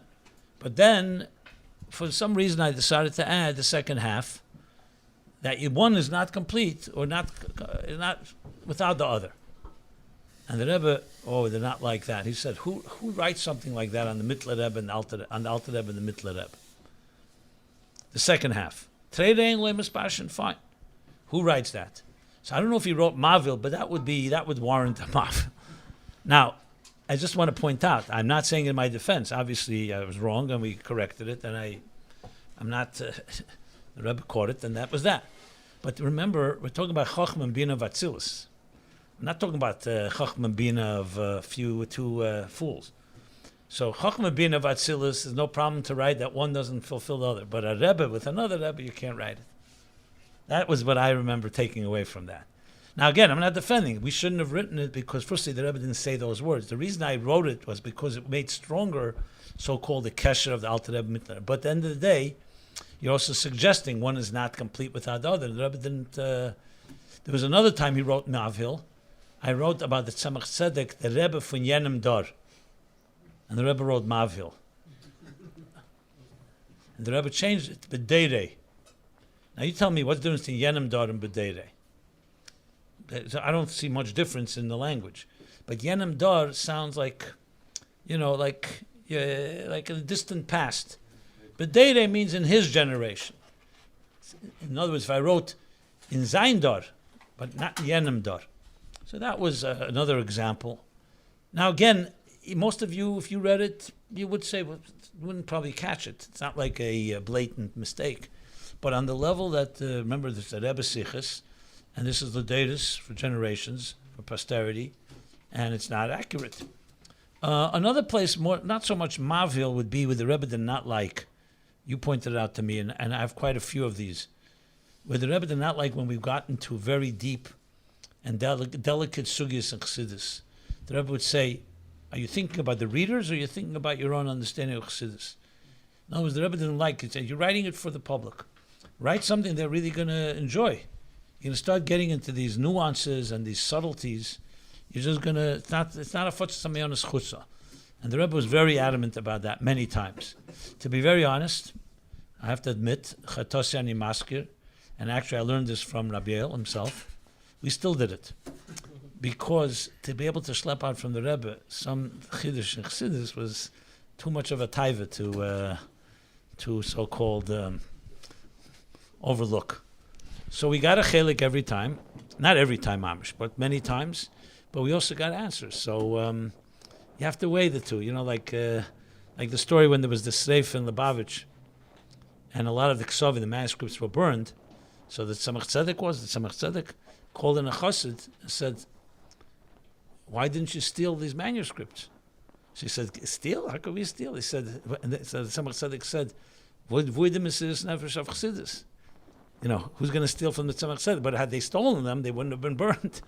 So he said, "I'm all dafmo Mesiris Nefesh of Chassidus." So we had a little Mesiris Nefesh. I can't say it was a Mesiris Nefesh like in Stalinist Soviet Union exactly, but we got a chelik. I'll tell you one story about it, if I may. This I've shared, but not so often. I'll share it with you. It was Shabbos Pashas Boy, Tov Shemem Vov. So Shabbos Ches Shvat, 2 days before Yud Shvat. So the Rebbe always would connect the Pasha, not the Pasha, the Kviyas, the date Ches Shvat with Yud Shvat. What's the connection? So the Rebbe said in the Seitet, in Masech the Seitet, it says, B'Shmeina B'Shvat, B'Ches Shvat, is Nistalku, Mesu's Kenim Shebedar. The Skenim of the generation of Yeshua passed away that day. So I said that's the connection, is Stalkus of the Frierdiker Rebbe and the Stalkus of the Skenim. But then the Rebbe asked a question. Skenim is Lashon Rabbim. Here it's a Rebbe, one Rebbe. Skenim is many Skenim. So what's the connection? Skenim is not the Rebbe. It's not Yeshua. So the Rebbe answered, it's an interesting answer. He said, the truth is that they were all like Rabbeim. So why is there only one Rebbe by us? Because we cannot tolerate and contain so much light, so we could only have one Rebbe. Then they were able to, because they were a Derdeya or a generation after the Derdeya, they were able to contain more than one Rebbe, so to speak. That's what the Rebbe said. I remember by the farbrengen, like today, we said, okay, I'm writing a zettel tonight immediately. To the Rebbe. What does that mean? We always learn there's one Rebbe Lamal Yusin, not because of Chsar Nador, because, like you say, one Kohen Gadol, like by Kairach, one Kohen Gadol, one Teira, one Moshe, one Eberster. It's not Mitzad Chsar, it's Mitzad the Maila. There's one, it's Etzem. And there's no two. And I wrote it to Rebbe. I mean, we wrote very respectfully, like Loi Tafasnu was the expression we would usually use. We didn't grasp, we didn't understand.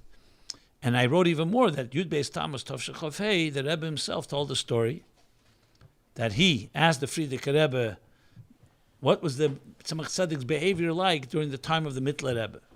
Because the Chassidim said that he behaved a little like a Rebbe, even when the Mittler Rebbe was a Rebbe. It was his father-in-law, his uncle. So the Frierdiker Rebbe said in the farbrengen, he said the Rebbe's name, his second name, Mem. He said, "Was redst du? A Rebbe is not einer." There's only one Rebbe. There's no two Rebbes. It's printed, the story. So I wrote to the Rebbe at the Cheder. So what's the Rebbe saying? It's at the Chsar Nadar. And then a little, I guess, machshava crept into me. And you know what? Since I'm already writing, why don't I go out on a limb, a little risk. I'm going to ask a sensitive question. I wrote to the Rebbe that based on what the Rebbe said, maybe with that we can explain that when Mashiach comes and all the Rabbeim will come back, who's going to be the Rebbe? Well, the Alter Rebbe, the Mittler Rebbe looks at that Alter Rebbe as his Rebbe. The Mittler Rebbe, Tzemach Tzedek, the Rebbe, the Frierdiker Rebbe, they'll all be here. So who's going to be the Rebbe? So maybe according to the Rebbe, since it'll be such a big Giluyim, we could have many Rabbeim. I knew that this was treading on very sensitive ground. But Memvov, boy Memvov. So I decided, you know what, Mesiris Nefesh of Chassidus, it was worth it. Whatever happens, happens. If we get an answer, great. If we don't get an answer, we get a chelik. Okay, I'll take the... I don't know if I showed it to him. You wouldn't show him your questions before? Or If it was a question he wouldn't oppose, I probably would show him. It depends if he was around. I didn't hide it from him. If he was, I probably would ask him. He probably would be against it, but he didn't. He never imposed himself. He told me many times. He said, "You're writing the farbrengen. I defer to you. I can tell you my opinion." And I listened to his opinion. Obviously, we had arguments. Sometimes I wrote what he wrote, how he understood it. Sometimes I wrote how I understood it. To be very honest, I understand the great Rabbi Yoel, but he's still immortal, just for the record. You know, there were people by Rabbi, like I remember just as a joke, the people who were Yale worshippers, we called them. You know, that I remember there was one Bachar. He wasn't the wisest guy, let's put it this way. So I remember someone asked him, he said, let me ask you, who has a better koyach hasbara, Rabbi Yoel or the Rebbe? And he couldn't answer. He said, you're asking a difficult question, you know. I mean, so you have to, let's put it this. Compared to the Rebbe, we were all equal. I respected Rabbi Yoel professionally. I learned much from him. I honored him. Until this day, I have a debt of gratitude to him. But that doesn't mean I agree with everything. And we had plenty of arguments and disagreements. And I definitely would defer to him in many cases. But sometimes there were different approaches, you know. What can I say? The Rebbe says, Shivim panim l'teira, you know. I'll share one story, but let me finish with the question. So I asked the question to the Rebbe. I knew this can be a big chelik. And that's what happened. So the Rebbe didn't even answer most of the questions. He went straight to this question and wrote the following. He wrote, Be'eze snif temchet mimim mefalpelim b'dvarim dakim and adakim kamoize. You all understand the answer? In what branch of temchet mimim are they sitting and debating the nuances and the subtleties of such questions? Basically, you know, what are you kriching in places you don't belong? That's essentially what the Rebbe said. Which, you know, I have the answer and I got it, but I don't regret it. I asked, and so be it. We don't have an answer. Or maybe we had a few times things like that. The Rebbe basically, I'll tell you one, actually Rabbi Yoel and Label Groner and everybody did not want to ask the question, and I insisted and I sent it in. I didn't care what they said. Tov Shinun. Label was involved in this stuff? Sometimes when I would bring it to the maskiris, he would look and he always had an opinion sometimes, you know. I told him, I'm not asking you, you're your secretary, you have to deliver it. But I still had to be on his good side. I didn't want to, you know. But sometimes he would have his opinions. You know, we had to, let's put it this way, it was always some maneuvering going on here and there. But I was good with them all. But sometimes, you know, like in this case, I'll tell you what happened. It was Isra Chag Simchas Teira Tov Shinun. So we're talking about the later years now. And the Rebbe would say Kaddish every year. The Rebbe said Kaddish, I think, 4 or 5 times a year. I remember already. Besides the famous Yud Shvat, Chafov, and Vav Tishrei. And then later Chav Bei Shvat. But like he said, Isra Chag Simchas Teira, I think Yud Kislev, that they say that was for his brother, Beryl. And of course, I think Yud Gimel Iyar, for his also his brother. But we didn't know why he said Kaddish Isra Chag Simchas Teira. There was speculation, but no one knew why. Didn't daven for the Amid after the Kaddish Yosem. That year, the Rebbe also spoke a Sicha. The whole Sicha was Shleisha Trisin, the Mishnayos of a Yartzeit. From beginning to end, the whole thing was an explanation of Mishnayos Yartzeit. And now, we're preparing a whole Sicha in a Yartzeit, the Rebbe saying Kaddish. So, and it was a very complicated, very deep Sicha about Dirib Tachtenim and all the Taimei Habriya. So, I thought, you know, for the Shlema Se'inyan, publish a Sicha, Yartzeit, whose Yartzeit is. So I asked Label Groner, I said, do you mind asking the Rebbe? He says, no, I'm not asking the Rebbe such a thing. All the years we didn't know who it is. I'm not asking the Rebbe such a thing. The Rebbe wants us to know, tell us. That was his approach. So I thought what to do. So I said, you know what?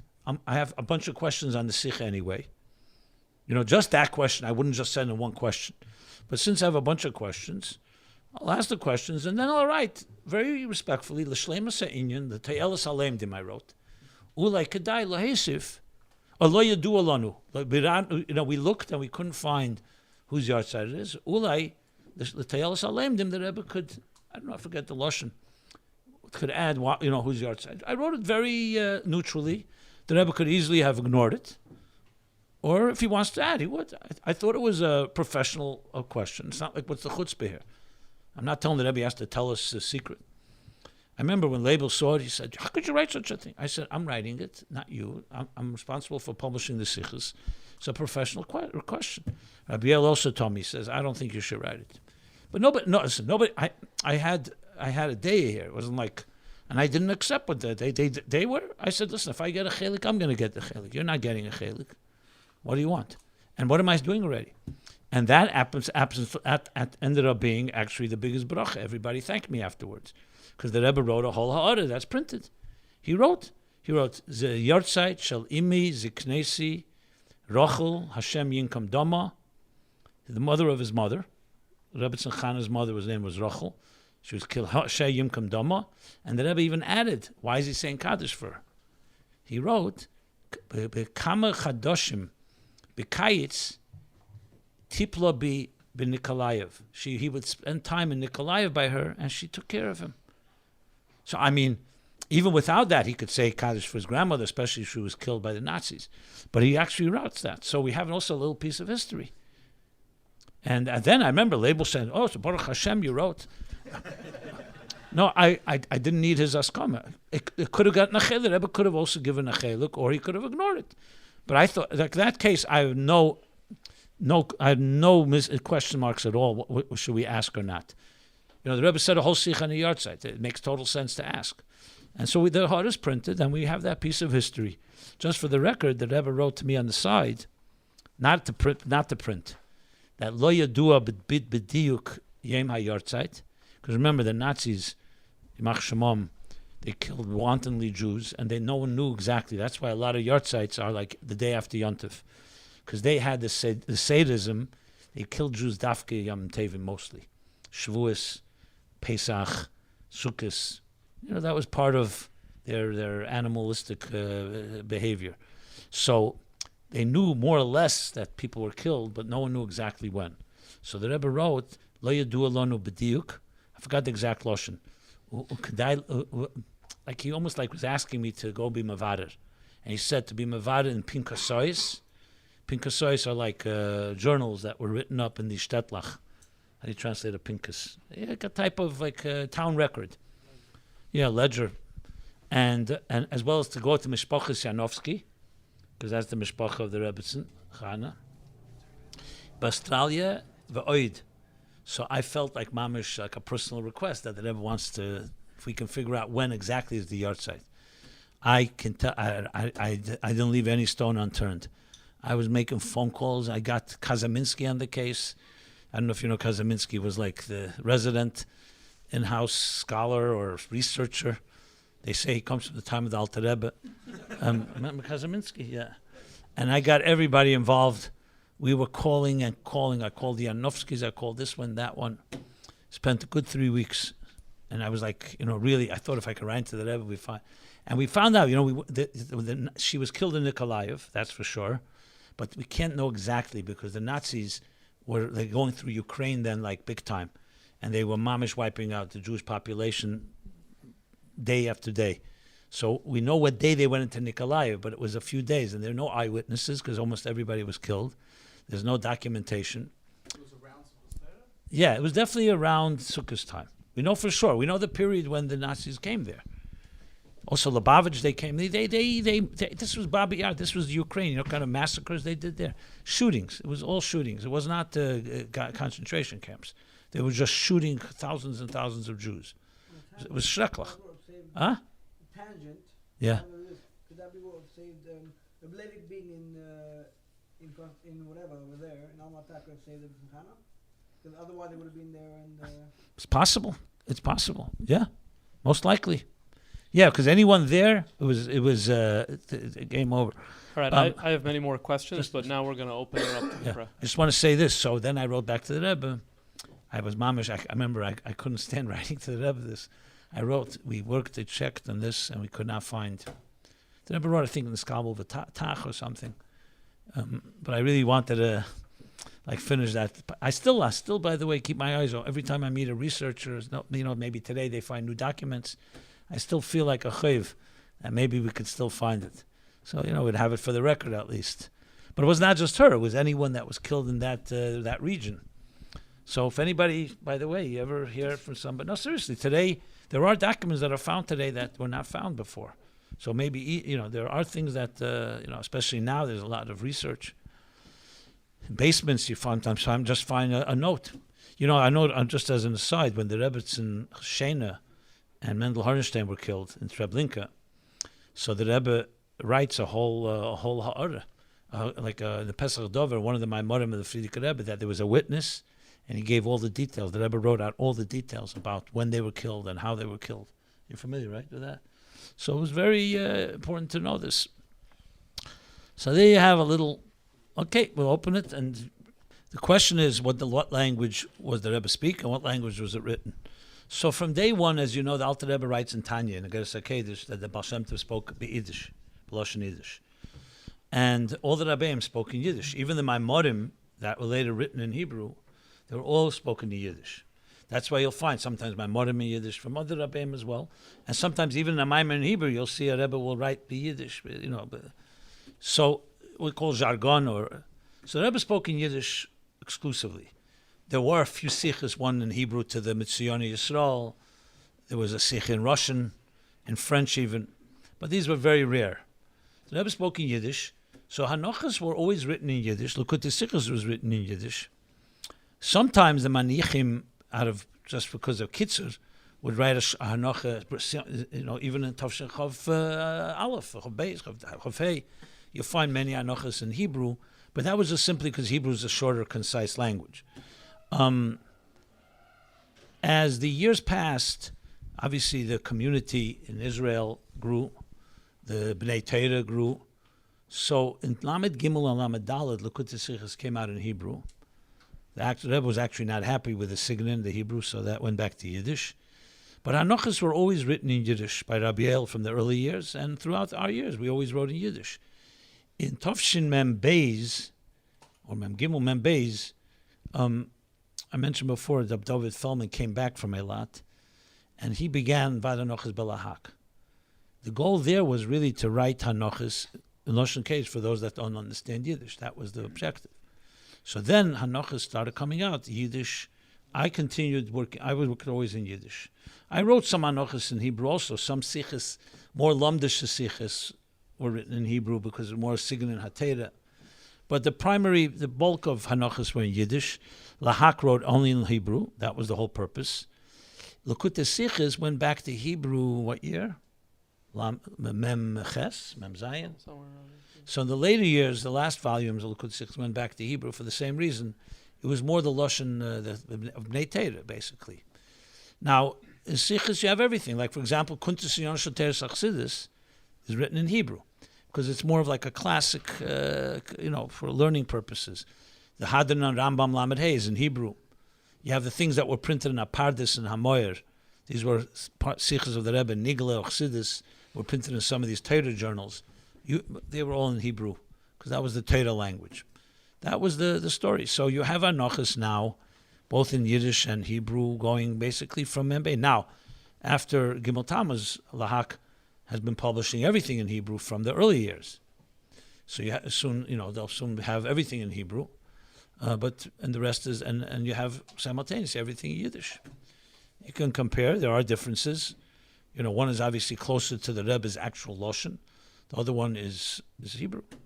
But you'll see from time to time you have to write a word in Yiddish because certain words Hebrew just doesn't fully capture. The Rebbe's letters, Mechtovim Kolim, were in Yiddish, translated to Hebrew for the Israeli media and for Israelis. So the Rebbe's letters always were in Yiddish. I mean the Mechtovim Kolim, Rosh Hashanah letters and Pesach letters. But then in Igros Kodesh, you have letters in Yiddish, you have letters in Hebrew. We know there's also letters in English. Just for the record, Sichos in English began in 1978. Yena Avson, son took over. So that's Sichos in English. That's translated into English. I will just add for the record, when fax machines started coming out, which was around 1985, 86, there was a period in our office where we literally were publishing every Hanocha in 14 languages. I'm not exaggerating. We had Bochum from Argentina, they did it in Spanish. We had French, we had Portuguese, Italian, Russian, even Persian. You may see in 770 sometimes there's pages in Persian. And other languages, Dutch. I'm trying to remember all the other languages. Yeah, it was very, all Sunday, the Bochum of different countries were writing the Hanochas. Shorter versions, summaries. And they were being faxed. Remember, fax changed a lot, more than you could imagine. Because fax was the first time you can get a full printed Sicha quickly. Before that, it had to go by mail. We're not talking by phone. A chazara by phone is, it's not. But a printed document, if we mailed out the Hanocha, let's say on Thursday or Wednesday, it didn't get to people till after Shabbos. So in Israel or Australia or in France or England, they didn't have the Hanocha till a week later. Fax, as soon as it was written, you could fax it. And this we're talking before digital, before email and what would come later. So the faxes in the 80s changed things. Not only that, we then started writing the Teuchen Chozer, and then came the Rad and the Nekudas. I mean, you have a bunch of summaries that were all done Saturday night, Mitzvah Shabbos, so people should get immediately a short version. Sunday, people already had all over the world by fax a summary. And the Rebbe, I will tell you, people don't know this, I can tell you, the Rebbe changed some signin in how he spoke. Like usually the Rebbe's directives, he knew wouldn't get to other countries for a week later. But then when the Rebbe knew that it was being faxed, he started giving directives that I knew were for Israel or other countries right away because he knew they would get the message. So, subtle difference. It wasn't very blatant, but the Rebbe definitely recognized that and therefore used the technology. The Rebbe was terribly upset when we did verbatim. I'll tell you Hanocha I wrote. I think it was Boitov Shemem. And the Rebbe wrote that it was started to be my giyat. And I didn't write it for Hagah. I wrote it and the Rebbe wrote on top, Hanocha milulis mamish kamei hatep. Now everybody thinks that's a compliment because it's Shabbos. But the Rebbe was saying it's word for word, mamish like the tape, and it's not for publishing. Remember, the spoken word is not really for publishing. Except if you have, let's say, Lahavdil presidents who read a speech. But someone like the Rebbe was the opposite. He spoke, and then we're writing it down. If you write it word for word, it's not readable, really. Remember, the Rebbe didn't speak in paragraphs, no periods, no commas, so everything has to be structured. And the Rebbe gave. I have many directives. That was part of. You'll share with them. I have directives from the Rebbe directly writing how to organize a sicha, how not to make it literal, not verbatim. Verbatim is good, for somebody who's a mekusher to like these guys that print out the crazy, what are they called? Medayik b'maimer, every cough. And the Rebbe says, Bo'osi, they'll write Beis Aleph, Beis Aleph. I mean, that's a little insane. I understand it goes with the klal, Shchina medaberes mitech. But, Moshe Rabbeinu was kvad peh, but the Torah is pretty, there's no, but the Torah doesn't have any stutters in it or coughs, Even though Chonyim Arozov, who was a famous Chozer, they said that when the Rebbe, the Friedrich Rebbe, was his chaver, so they said he didn't have the same iskashrus to the Friedrich Rebbe as he had to the Rebbe Rashab, and he said it's true. It's good you coughed because that's the story, because he said that the Rebbe Rashab, when he was chazer also the coughs, and Friedrich Rebbe, he missed a few coughs, so it means the iskashrus wasn't perfect. So, that's a little nutty, and definitely the Rebbe would not accept something. I know Sichos, the Rebbe started editing and then stopped because he said it's not written, it's not the written word, it's the spoken word. Spoken and written are two different worlds. You have to be a writer to see that. It's just not, you just can't do it that way. And writing, in general, for example, if the Rebbe chazer over something 10 minutes later, you have to sometimes organize it and make it more like one cohesive piece, etc. Yes, we did. Of course, we got the first computer in Lubavitch, by the way, if it's of claim to fame. In Tovshin Mem Daled, the first PC, which is from IBM, came out, I think, in 85, if I'm correct, or 84.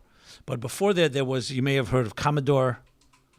These were names. We got what was called what was it called? It was the name of a company. It doesn't exist anymore. Computers then, I don't know if you know this, didn't have a keyboard and a screen. It was all one body. It was a green screen with a typewriter built in. I still have the original one that I used, and it still works, by the way. 5 meg of memory. And it boots up with a big. It's a machine, but it's like a museum piece. I have it in my office. Whenever I show it to people, I say this thing has more chassidus than all of us in it, you know. So don't dismiss it. So we got it, and we got Bettelweiss gave us $20,000 for 2 computers. Each computer cost $5,000, 5 meg of memory. I mean, less than a calculator. And then we needed to also buy a printer. Then it was not yet digital. It was what's called inkjet, which meant it would spray ink 8 times. It would go back and forth on the same line 8 times, spray ink. And we had to design Hebrew fonts, which was another 5,000. So it was 20,000. We wrote to the Rebbe and explained it would save around a day because you didn't have to retype. That was the main chiddush. No, first there was a linotype. That was with lead. That's why it's called typeset. They would actually set type with lead. They would engrave letters in lead. There's big machines. They look like trains, you know. Then they went to cold type. That was the beginning of digital, ultimately. Those were the years, the 70s, the late 70s and 80s. Everyone went to a printer then. There was no such thing as having a digital, a laser printer. Laser printers didn't exist. That didn't exist till the mid-80s. I remember we grew with it. I always wanted to use technology because it would save around a day because we didn't have to retype. That was the chiddush of a word processor. Once you type it, you could edit it as many times as you like, and you don't have to retype. I know it sounds weird, but you had to retype. And how do you put numbers in? We had a guy with wax, with little numbers, and a razor blade, sticking numbers like these superscript numbers. You had to do it all manually. And if there was a mistake, there was a thing called whiteout. You had to white it out and retype over it. And if a paragraph was forgotten, instead of retyping the whole thing, we had to cut. Don't ask. It was but you do it. You do what you had to do. How was accounting done before computers? Handwritten, writing, the good old-fashioned way. So we wrote to the Rebbe, and the Rebbe wrote back, why 2 computers? So I wrote because I need one to type the original, and meanwhile the other guy can work simultaneously. So the Rebbe wrote yes, and that was the ascoma we got, and that was that. Why did you feel you needed to get permission? We worked in the Sichos, and we felt we didn't want to do anything without the Rebbe's ascoma or bracha. Also, the letters would have changed. The Rebbe would see it was a different type. It used to be typewritten letters, and the Rebbe actually chose the font. We showed the Rebbe 3-4 fonts. We asked him which one he wants, and he chose. We tried to copy. Frank Rule was the real font that was always used in Sfarim. Even that's not today the same. Like if you look at Sefer Erchim, the original, you'll see it's classier. The old fonts actually were classier than the new ones. I mean, it's easier today, it's almost it's like a no-brainer. It's changed completely. But we asked the Rebbe chose the font, and then I remember once we by mistake did a different font, and the Rebbe sent it out and says it can't be read. You redo it. So we redid it. You had a group of like the Kiyam and all of like Torah, or not one person on it, but like how did you know where to even look? Let's say Amar Mokim. How did you know? Very good question. It's a good question. Well, let's put it this way: none of us could do this without some measure of b'kiyas. So, I'm not going to speak about myself, but yes, I had a little b'kiyas. It's not just about writing from memory. You have to know, look up a Maimer Chazal and compare. Not only that. I could tell you, I didn't start writing the Hancha, actually typing, until Sunday late afternoon. What did I do all Sunday? I was researching. Because after the Chazara, we had the Rebbe's points. But now we had to look up. Like, for example, the Rebbe, let's say, spoke about something, and then you found in Torah that's what the Rebbe was talking about. Or you found the Zohar. The Rebbe didn't always quote and say, I'm quoting from here. The Rebbe was like a walking encyclopedia. But then you could have some Rishon that is not even in print. So hold on. So let me tell you. So first of all of us had to have a measure of B'kiyas. When there was a topic that we had people we showed it to, like for example, when I would write the Hanocha, I would give it to 3-4 people to look over. One was a Baal Nigla, one was a Baal Chassidus. When we had a particular question, there were people who were very good in Rashi's, people who were Rashi Sichos. You know, there are people like Melech Tzvibel, for example, or Big Bucky, Bechlal, and Teda, and others. And we try to give it to a few people like that.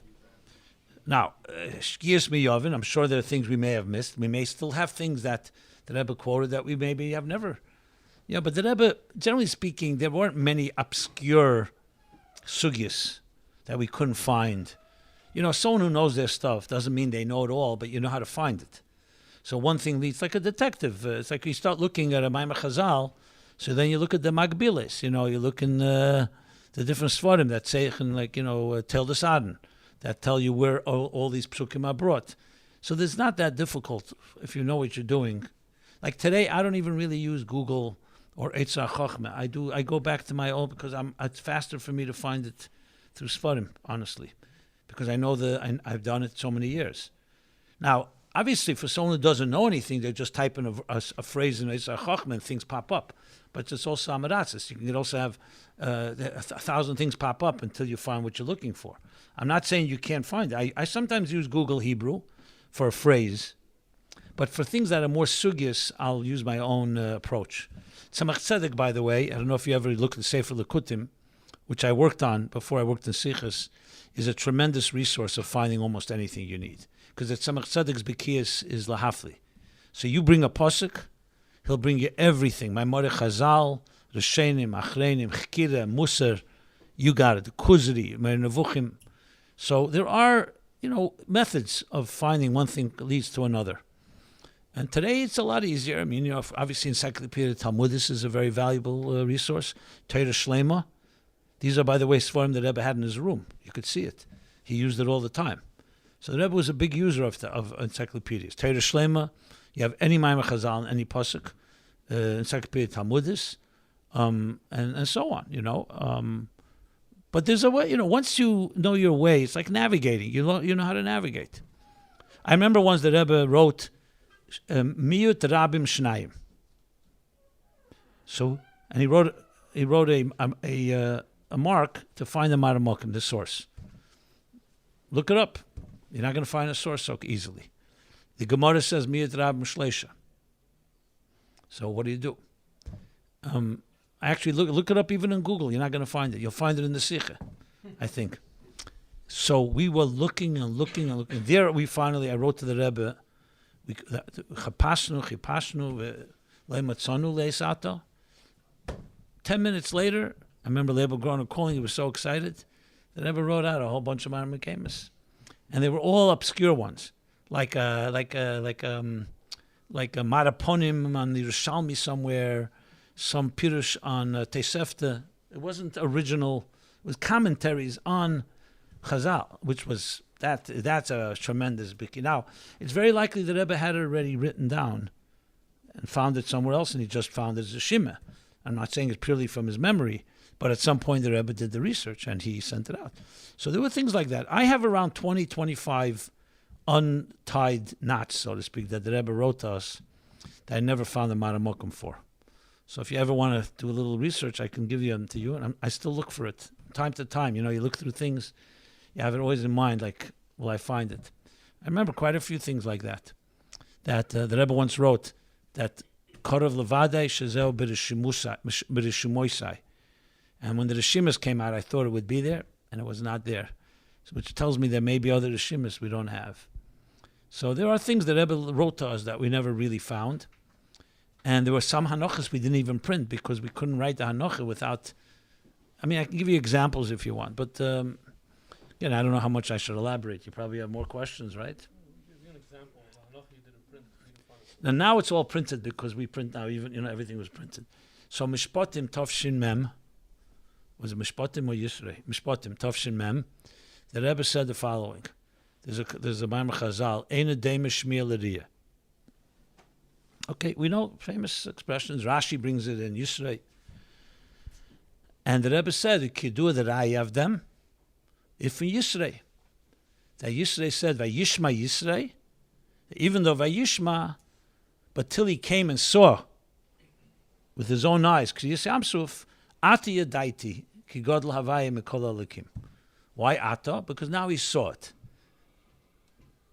Shmiya was not enough. So it's a raya So the Rebbe says, why do we need a raya from Yisrei? There are other rayas. By Matan Torah, there's a bunch of rayas. And the Rebbe's answer was unbelievable. He said, because Yisrei was a chacham, was one of the biggest chachamim. So if it was Tam, a person who says, until I see it, okay, but here's a person who's a real chacham. So Shmiya should be enough, because he understands things. And still by him, Riyah is stronger, so it's a real raya. In other words, it's from a fool, it's not a raya. So a fool sees something, right? That was the Rebbe's. Now this is all predicated that there's a raya from Yisrei, or else the whole piece doesn't make sense. And so I thought, I'll look in Medrash, I'm sure it says Yisrei. I look in Mechilta, all the places, all the regular sources. He's not mentioned, even though it's in Pasha Yisrei. But it doesn't, but it's not Yisrei himself. And based on that, you can't ask a question that the Raya from Yisrei, and then where's the Raya from Yisrei? So we looked and looked and looked. I went through, I can't tell you, I went through all of my modim in Tofresh, I think Lamet, not Lamet, one of the Maimorim of the Rebbe Marash, I think maybe Vehechlim, Lamed Aleph. He talks a lot about Riyah and Shmiya. And I remember going through the pages, and every time I saw it, I said, oh, maybe here it just has to mention Yisrael. That's all we need. You need one place. Couldn't find it. So I wrote back to the Rebbe. And that's where the Rebbe wrote, Korev Levadei Shenimtze B'Rishimaisai. And at the time I asked Label, I asked people, are there Rishimas? I mean, we knew there were Rishimas from the Rebbe, but no one was going to show them to us. And also, I don't even know if Label had a right to, it was by the Rebbe in his private drawer. So that was it. Then when the Rishimas started getting printed, I thought maybe it's going to pop up. It didn't. So it's still hanging. In my mind, somewhere.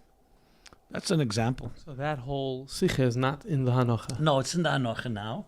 And it doesn't say Maramokim. It just says, Raya for Yisrei. Then we didn't want to print it because people would ask. So now you'll see Mishpatim, the Sichos is printed. But we didn't print it officially that week because we were still looking for it. So it's there. I mean, again, I'm sure it's somewhere in a Sefer. How did you keep yourself healthy? Almost Shabbos. Who says I'm healthy? I mean, enough at least for by the end of the week you actually came up with Annacha. So let's say almost Shabbos you were up, breaking your head to come. Then the next day, the next day, the next day. Now you're already getting into very sensitive matters.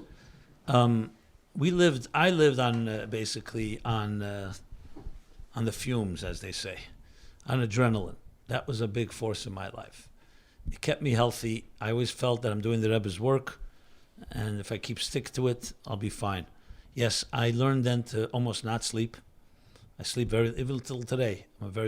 Sleep only very few hours, and sleep and memory don't go well together. Just for the record, and I learned a lot of adrenaline is the right word. You build up stamina. I mean, maybe God also blessed me with some stamina, but definitely the work. The pressure I can never even describe. I'll be very honest. At times I really thought, I don't know how I can continue on. Sometimes it was so difficult. I remember times I used to walk in the office, almost want to bang my head in the wall, because either the sikh was too difficult, we forgot pieces. It was extremely, extremely difficult. It's hard to even imagine. But the Rebbe always says, "Einem avakashel lefikecha." I guess because we had the responsibility, we were given the keches. I can't really explain it completely. I think what it teaches you that when you really, really put your mind to something, you can achieve things that can seem impossible. I even think the remembering that we remembered. I have a good memory. I definitely have a gift. But to that extent, it was the pressure. It was also the sense of urgency. Like for me, I really believe this in my deepest heart, that the Rebbe, Moshe Rabbeinu, is coming down from Har Sinai with the farbrengen, and either you remember what he said and write it down, or it's forever lost. I used to feel that way every week. I felt that pressure, that if you don't do it, it will be forever lost and we'll never know what the Rebbe said. To me, that was like the worst possible thing. That's like, the Rebbe spoke and you don't remember what he... And we have farbrengens, by the way. Maamorim, we don't even know... We know more the names of Maamorim of the Alter Rebbe than we know from Tov Shechav Gimel Chav Daled. There are Maamorim we don't even know the Dibra Maschel. It's like tragic. So I felt that definitely, when you have a sense of urgency like that, it's not optional. It's not like, I'll try. If it doesn't work out, I'll do something else. That definitely fed. I mean, I'll share a story about it. You talk about adrenaline. And it's not I meant it seriously. When I was a teenager, I had allergies. Summer, the ragweed, called hay fever. And if you have that miserable, it went away when I got older, thank God. It was not life-threatening, but it was the beautiful summer day, mid-August and September, forget about it. Your nose doesn't stop running, your eyes don't stop itching, your throat is tickling, right? Sneezing. It's a pain in the butt. The nicer the day, the worse is you're going to be your life that day. Okay. I remember one summer, I had I had an asthma attack. I couldn't breathe. So that they rushed me to a hospital. They brought, it was an infirmary in the camp in Detroit. And they put something in my thing, which opened up the channels. So I was able to breathe, fine. After the summer, I went right to a Dr. Redner, the famous allergist in Brooklyn. And, they do the tests. Those scratch tests. So he did ragweed, dust, some other things. And the pollen of those two blew up. I had a very severe reaction in his office because I was very sensitive. I was a very low tolerance. And I right away had another attack. I really couldn't breathe. So he came and injected me with something. And suddenly everything cleared up. It was like Gan Eden. I couldn't believe it. I said, so what are you doing all this stuff? Just inject me. He said, this is adrenaline. Adrenaline. And if you keep injecting, you're going to build up tolerance, and then it gets very dangerous. Adrenaline is not something you want to play with. It's a very powerful drug. So I said, is that the adrenaline that we talk about when you get excited? When we get excited, adrenaline runs through you. He said, yeah. And I said, can I ask you something? I have these allergies, but every time Sunday, I don't feel these allergies. And I'm very busy. That's my biggest, most pressure day because I'm writing the farbrengens, and I don't feel it. So I always thought I was so busy I didn't even notice my nose is running. But I really don't feel any allergies. So he said to me, absolutely. When your adrenaline is flowing, you have a superhuman control over yourself. This is what he told me. He said, you ever see opera singers, pianists, concert pianists, actors on Broadway? They never sneeze and they never yawn. How could they 4 hours go without a sneeze? Sneeze is a natural thing. You can't control a sneeze. He says, because when your adrenaline is flowing, you have more than normal control over your body. That's why if you set your mind to wake up 6 o'clock in the morning, you don't need any alarm clock. You'll wake up exactly 6, which is a fact. If you really set your mind, it has to be very important to you. So I said to myself, 1 second, here's a chemical called adrenaline. And when it's really rushing through your body, it physically gives you healthy, you can be more immune. I mean, I'm answering your question. I have no doubt it's part of that. I think people who have a sense of urgency in life and they know they must do it. It's not like today we have, it's optional, maybe today, I'll do it tomorrow. There's always, we have no emergencies, which is a blessing, but it also creates I have to tell a joke, if I may. The guy was sitting on a bench and he's all very upset, an old Jew. His friend comes over to him and says to him, what are you so depressed about? He said, my wife is very angry at me. What happened? He said, she's very angry. She's always angry at you. What's the big thing? He said, no, today's something special. This morning, she went to work and she asked me what I'm going to do today. So I said, nothing. She said, you said that yesterday. So I told her I wasn't finished. Okay, so there's the art of doing nothing, and that's the opposite of adrenaline. That's all I wanted to say. Can you talk for a minute about the Sichos that you didn't put to writing because maybe they were too sharp or something like that? Yeah, of course. You'll find in Hanochas sometimes the word Chozer, sometimes Chozer Ktsas. Those are usually lines or words that Rebbe said very sharp about himself, which we just didn't feel comfortable to write. Or it was something about a person or a moised that we knew the Rebbe wouldn't want to be publicized. In most cases, we had our own common sense to know that. There were instances where the Rebbe made it very clear we shouldn't publish something. Can you give us some examples? Yeah, I will. These were always Shabbos? These were always Shabbos? Not always. There are Sichos like Yud Beis Tammuz Chav Ches. You'll see a whole Sichos Chozer there about when they tried to put a microphone in the Rebbe's room. It's on a tape, I'm sure, but maybe the tape is also, I don't know. Well, at least written. Well, let me say, I didn't finish. I didn't finish. Hey, my friends, I didn't finish the story.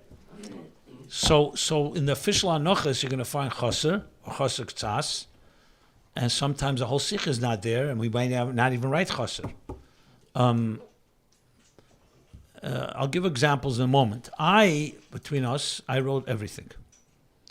But then I would make sure that the one who's typing it didn't type that, so it didn't get published. So I kept for myself what has been known as ashmotas. Now those ashmotas have already been smuggled out, so people have that. I think it's on Rebbe Drive even, frankly, or other places. It still needs to be used with discretion. Frankly, even the Rishimis of the Rebbe, there are pieces that were not published because they're very sharp, very personal, and we had discretion.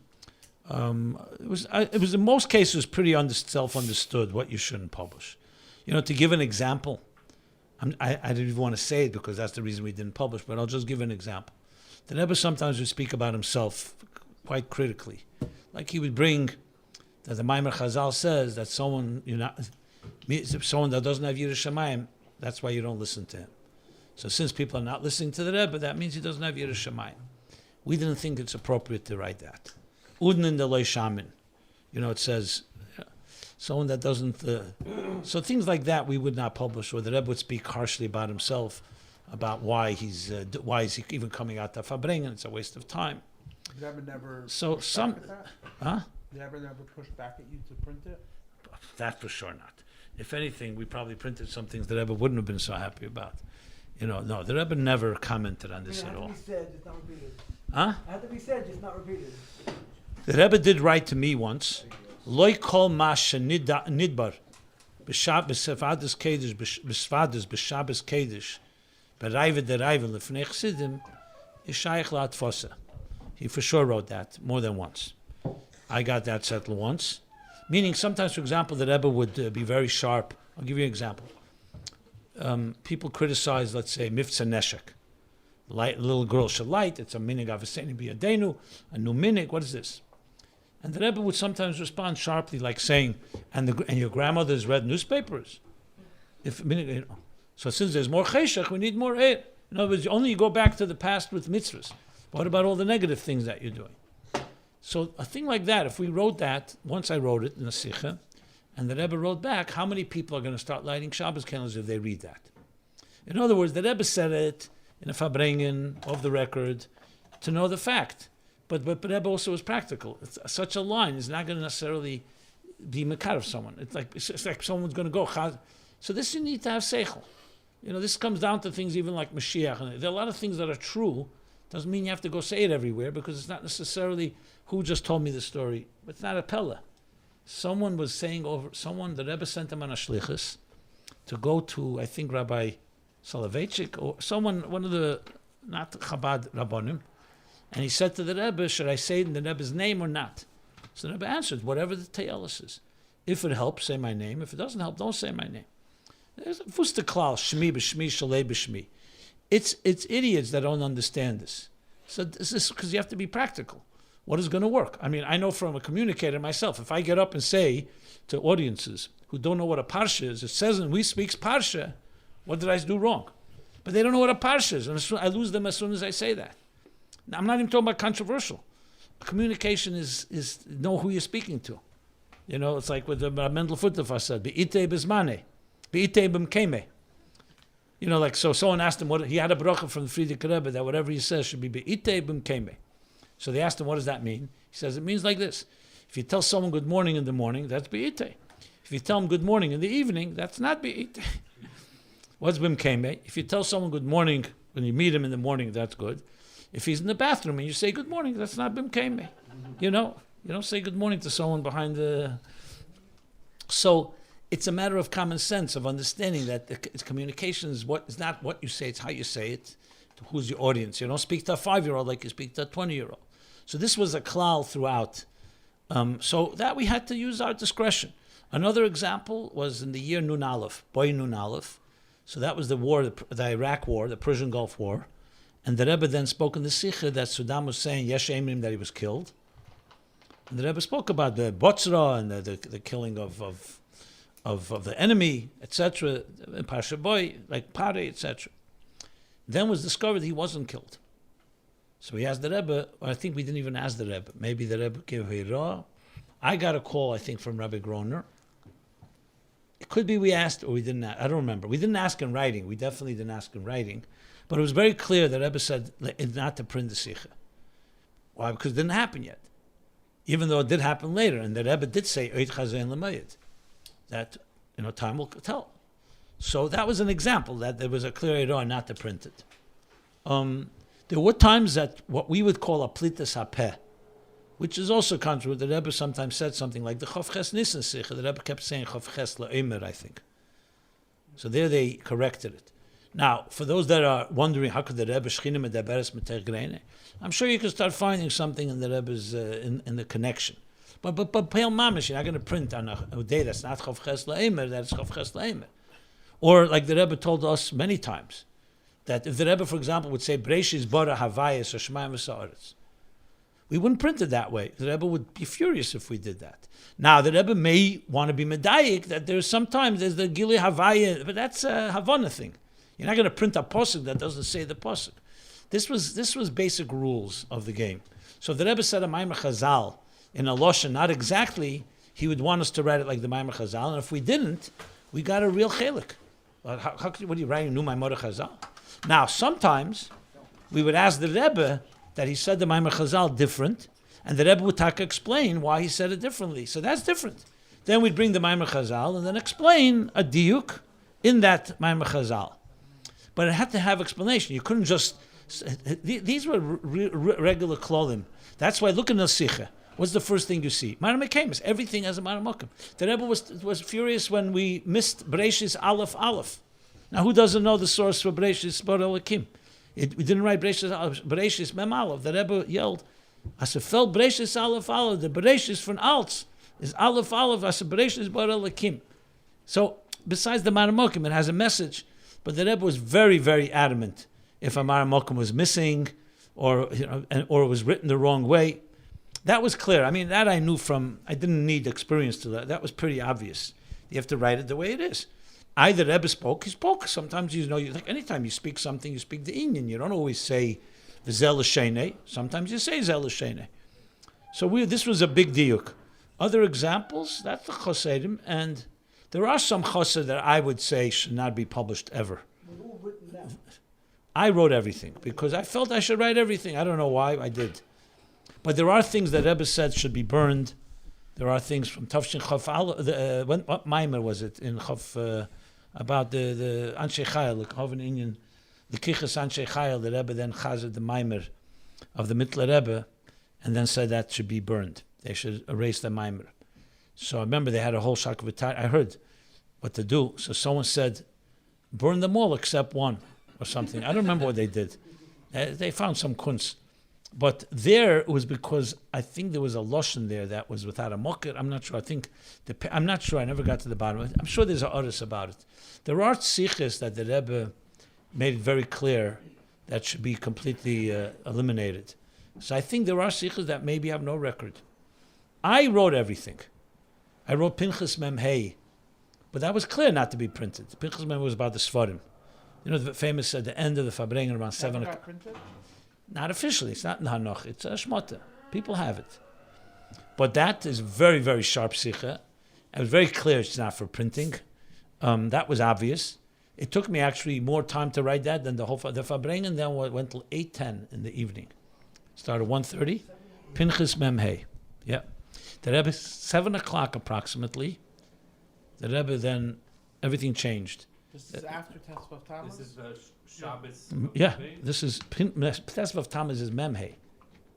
This is Pinchas Memhe. Oh, it's that kufa. A few weeks later, right? Yeah. Pinchas Memhe. Bolog the Rebbe also spoke, but Pinchas was a good hour and 10 minutes. You probably know. I mean, I wrote up. It was very hard to write that sikha because the sikha is it's very emotional, and a lot of unbelievable things that Rebbe said there that are mind blowing. Is it structured? I mean, overall, yes, but not. It took very long for me to write. Very hard. It took me 2 weeks to write it. I mean, I wrote the whole farbrengen, and then I wrote that later. It took me a long time.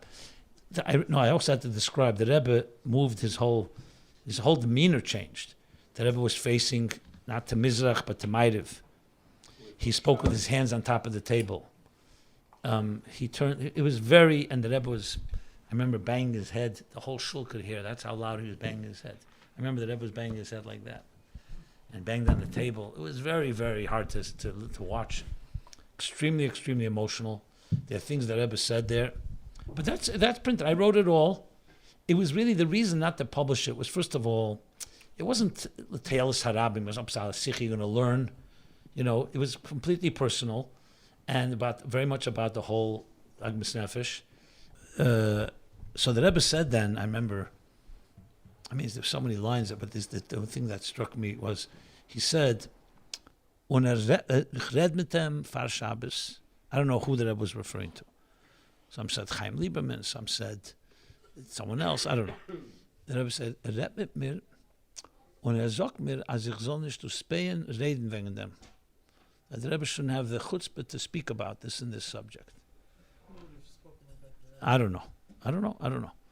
And the Rebbe then, I remember, the Rebbe took his hand and said like this, he did like this. Hebt nicht an zu verstehen, wer ich bin. He doesn't begin to understand who I am. He thinks he's going to tell me what I should speak, what I shouldn't speak. If I think I should speak about it, I'm going to speak about it. And if I think I shouldn't, I won't. And then the Rebbe said, wann weiß ich was zu reden? And how do I know what to speak about? This is the Rebbe's words. He said, ich gucke in Shulchan Aruch, und ledaiti verstehe ich, was steht in Shulchan Aruch. That's what the Rebbe said. You're not going to hear such words every day. Und ich forze moil. That's what the Rebbe said. That's how he knows what to speak about. Ich gucke in Shulchan Aruch, und ledaiti verstehe ich, was steht in Shulchan Aruch, und ich forze moil. I remember that the Rebbe should say that. We know it maybe, but he should actually say it. That was one thing. The second thing there's a lot that was the Rebbe said, but that was very revealing.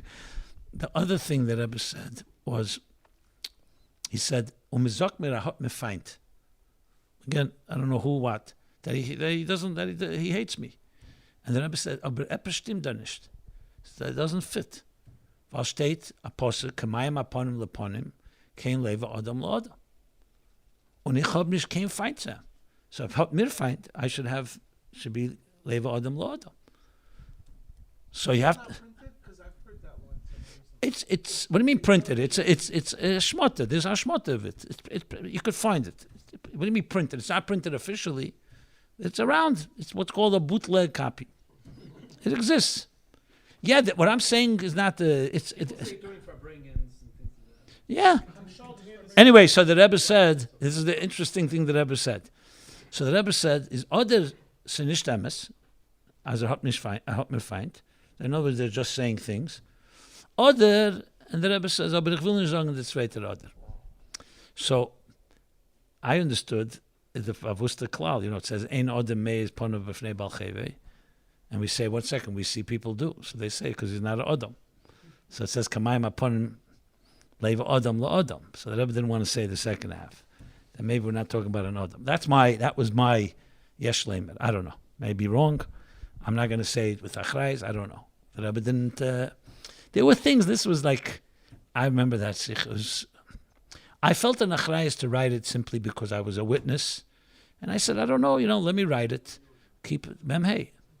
Keep it undercover. It got out. It's not.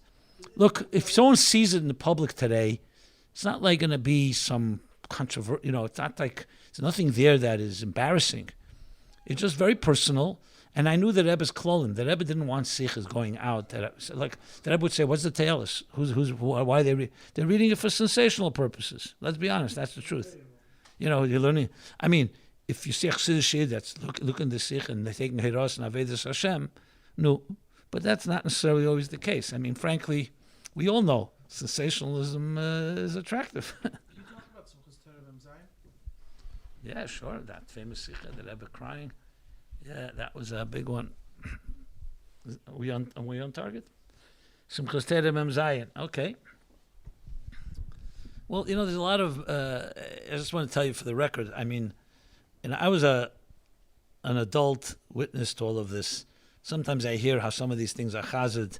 They become people added dramatic flourishes that are lav dafka exactly eis gehalten.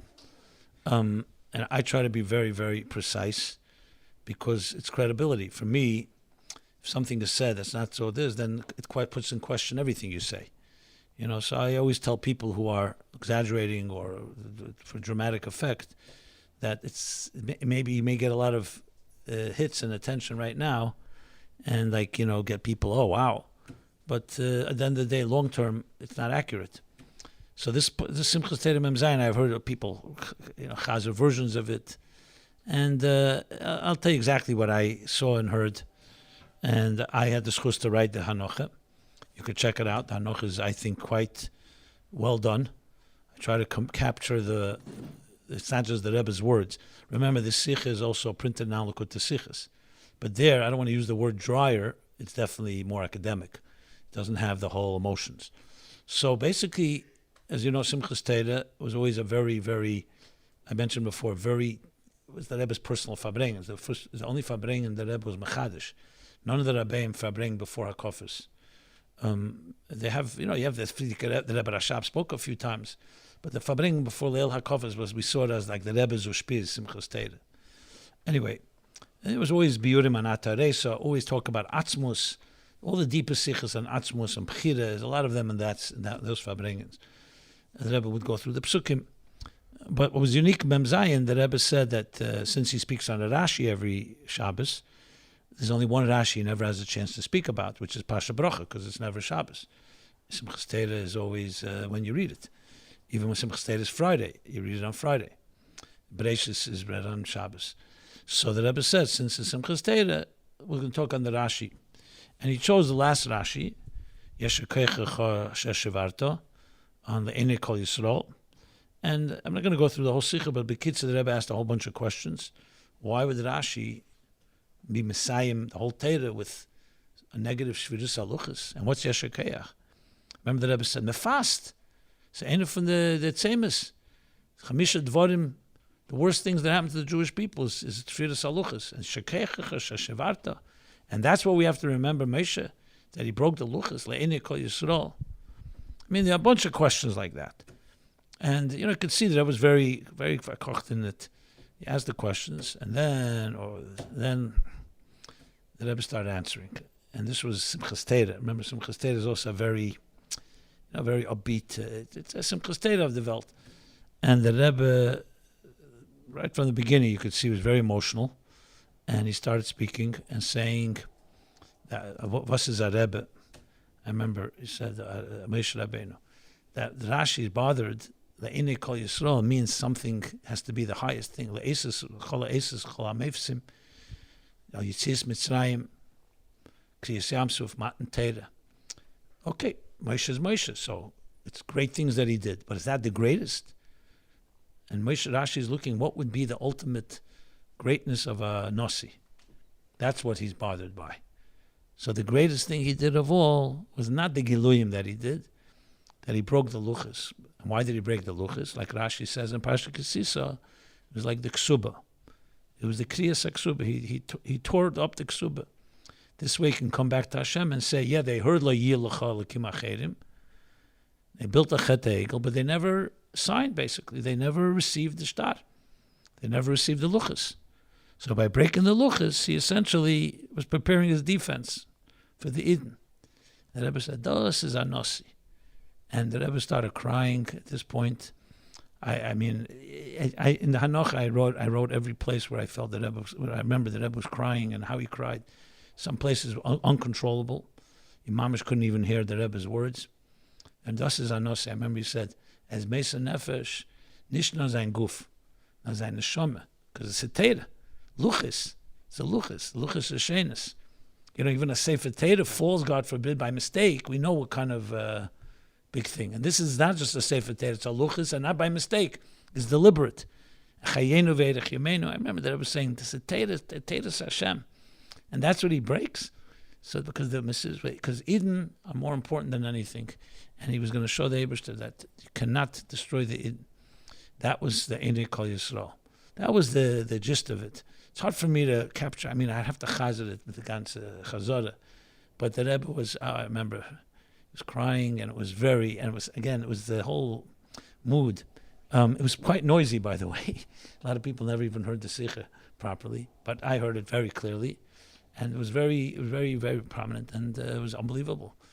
It was one of the moments where the Rebbe was mamish talking about a Nossi, and when you hear the Sikhi, the whole Rashi comes alive. What means Yeshakech? Why would it be Yeshakech? What kind of Yeshakech? Sheshivarta. Because Yeshakech, that you basically, the power of Yom Kippur, that the Eden survive everything, are greater than everything, that Yisrael Kodmu L'Teira, that idea, and that a Nossi understands that. The Eibishter himself would have said, destroy the Eden. They sinned and that's it. But the Nossi is Meisa Nefesh. Remember, Mecheni no Mesifracha. Mecheni no Mesifracha, the Rebbe said. Mesifracha, Sefer HaChaim. Who gives up a Sefer HaChaim? It's like his Elam Haza, his Elam Haba. Again, I remember all the Lashenis now. It brings back, I have to think about it more. But when I wrote the Anocha, I worked very hard on that because I knew this is like historical. I wanted people who weren't there to try as best as possible to capture the moment. I'm on a gay bedover, but a lot of people who read it told me that it was those that were there. They felt it captured to some extent, because it was more than just. Again, it's not just a Rashi Sicha, Takasha, and a Teretz. There's that whole. I once asked Rabbi Yoel, by the way. I said, why in all the Likutei Sichos you don't see any of the Rebbe's emotions? You don't know. You would never know what a farbrengen was like from a Sicha. From Chelik Aleph through Chelik Lamed, through Chelik, what is it now? Mem? Lametes. You don't see it at all. So I understand it's only an excerpt and it's only but like, I said to him a few times, if I was around in Tov Chai, the Sicha of Shmini Tov Chai about Shlichus, there's unbelievable Sichos that I would have for sure submitted for Hagah. I mean, I was actually. the right person to ask? No, I was very. Me and Rabbi Yoel, I sat with him like this for years, so we had a very good relationship. We had some. I mean, people. I was very close with him, and even when we had disagreement, it was not a personal thing. He respected me. He didn't respect many people. He did respect me, but he respected me because I disagreed with him at times. I wasn't a pushover, and sometimes he didn't like that either. Fine, so be it. It's fine. I once told him, I said, some talmidim of yours have matured.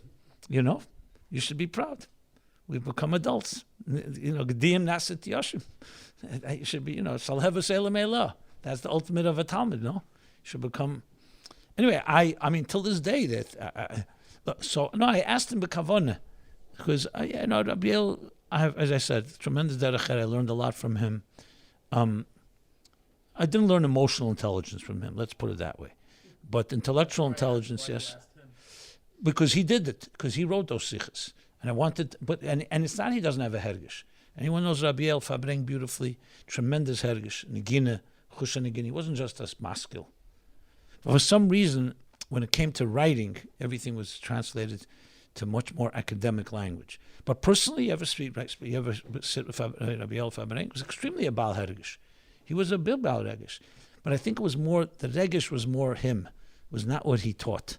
It wasn't his persona as a teacher, as a mashpia. So be it. I mean, everybody has their thing. But it did always bother me. So then I realized, listen, Likutei Sichos reflects one facet of the Rebbe. In a chanami, you go only Likutei Sichos, you'll never know what a farbrengen looked like. No way. The Sichos don't even end with always a bracha about a geulah. They could just end and that's it. I'm not saying, listen, the Rebbe's magiyat, and it's the Rebbe's teira, but it's like a piece of, like a hadron. Okay, so we're talking about a Ram. I understand that. I mean, look, at the end of the day, we do have the anochas, and you could get, if you want the Sicha Simchas Teira Mem Zayin, the Likut, as Muga, it's correct, and everything there is b'diuk, but you're not going to get the regish of it. No way. I mean, I know, I'm sure, I'm a big believer that even Mugadik and Maamorim or Sichos, it's l'shleima seinin, it's kedai to look at the Hanochas before it was Muga. I know some people don't hold that. Rabbi Yoel didn't hold from that. I disagree adamantly with that. Why not? The Rebbe spoke it this way. We're not suggesting that the Bilti Muga is more authoritative than the Muga. No. But if you want certain... I mean, I know when I learn a Sicha that's Muga, I go back, even ones that I prepared, I go back many times to the Anocha Bilti Muga. Sometimes a nuance, sometimes a focus, the way the Rebbe told the story. There's nothing wrong with that. I don't see any issue with that at all. I don't believe in the... Again, authoritative, obviously what the Rebbe's Magi is the one that's most correct. And a Bilti Muga could have mistakes and so on. But if you want the Regesh, you have to go back there. Just like listening to a tape. What's wrong with listening to a farbrengen, even if it's printed and Muga? You hear the Rebbe's voice, you hear a niggin, you hear the Rebbe's, emotions. A lot of that is not captured in a printed version. Sometimes if you go to the Sichos Kodesh and you look, it will say, this part was Yatsa La'er Bekunsa B'fnei Atzma, and it's Muga. So in other words, the Bilti Muga is not accessible to us.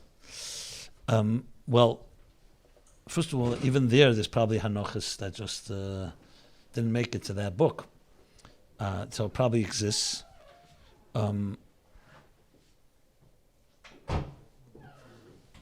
If it was up to me, if I had the Anocha, I would publish the Anocha and write. I'd write by the beginning of the Anocha that Sichos hu g'day Rebbe, I'd kveidus amushli to v'nitfas here and here, and it's clear that this is Bilti Muga. I don't see any issue with that. Look. You didn't do that. There are sometimes you didn't do that. Maybe because we were lazy, to be honest. Maybe we didn't have the time to do it. I don't even remember why. You still have a bunch of Anochas. I see no problem. Right now, everyone's koching bas legani. See how many Anochas now they have of the Maimer bas legani. Chav Gimel Mem Gimel. So there's the Rabbi Yoel's original Hanoch. Then there's Rabbi Yoel with additions from Nachman Shapiro and Lebelota. Then there's the Lahak version. You start comparing. Then there's the tape. And then there's different... So, I'll tell you the truth. I'm teaching it. I'm actually in the middle of teaching it myself. And I look at all of it. The best is obviously listening to the farbrengen, the Maimer as the Rebbe says it. Then I look at all the... Well, I'm going to do... I started with Hagdama. I'm going to do tomorrow. I'm teaching the Koil. I'm going to do first pre-הקפות Gimel, then I'll do Chav Gimel, and then Mem Gimel. The right order. I see them as a flow. That if you read them in that order, you actually get the best out of it.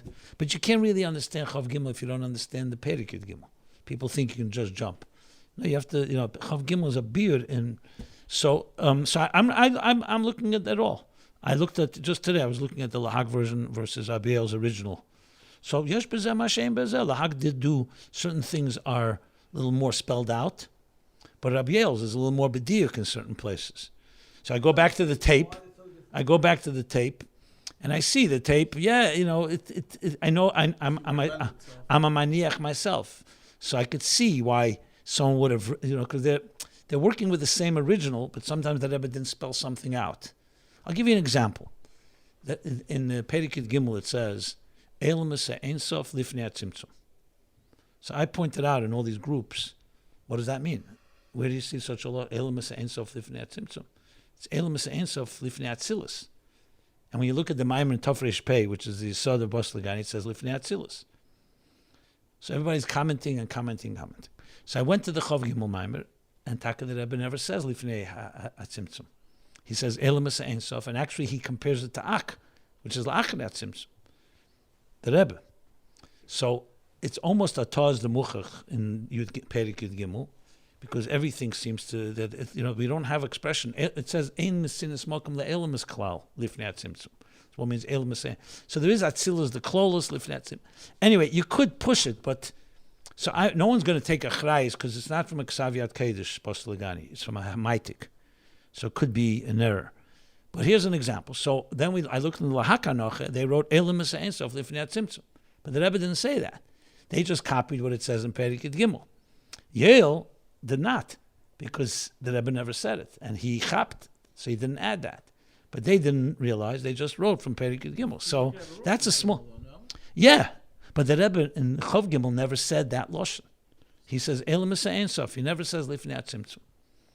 But they wrote it because they didn't, they didn't necessarily think. Rabbi Yoel didn't. So I would defer to Rabbi Yoel here, because the Rebbe didn't say. If the Rebbe said it, Chav Gimel, then you go with the Rebbe. But why do you have to add it if the Rebbe didn't say it? I mean, I'm not criticizing. They probably didn't chap. Listen, it's human beings after all. On the other hand, there are pieces that they wrote out that make things a little more understandable. You know, it's Fundamental changes? huh? No, fundamental changes.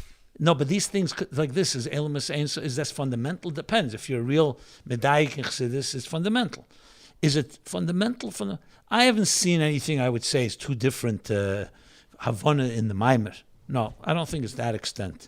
At the end of the day, it's more language and context. Okay, I mean, we need to do a formal end to this program, Sure, and then sure. you can continue Absolutely. answering Please. individuals. So, to all of you heroes who managed to stay till now, kol hakavod to you. And it just goes to show how much we care, Rabbi Jacobson, about this subject matter, and we appreciate the fact that you came. And absolutely, we have a recording, so we know what you said today, and we're going to start preparing for round 2. We're going to do our homework, and we're going to start preparing for as round you 2. see, I love talking about this. I think it's a necessity in our generation. People should see what really happened. You know, basically everything of the Rebbe is the Rebbe's Torah, and to know how that Torah came into print. You know, there's a lot of myths and falsities that go around it. People think that Rebbe was hands off or something. You could see the Hagahs were very intense, and it's important to know how authoritative it is. And though yes, it's true, we wrote the Hanachas, but the Rebbe was Magia, and the things not, you know, obviously things that are not Mugah are always subject to questions, and the Rebbe wanted questions. So you know, so I think I'm very happy with doing this, and I'm happy to do more of it. And maybe some of the people still here, if they can get a closer look at some of the materials, if Sure, possible. sure, Okay. sure. Agresin Yashakeh.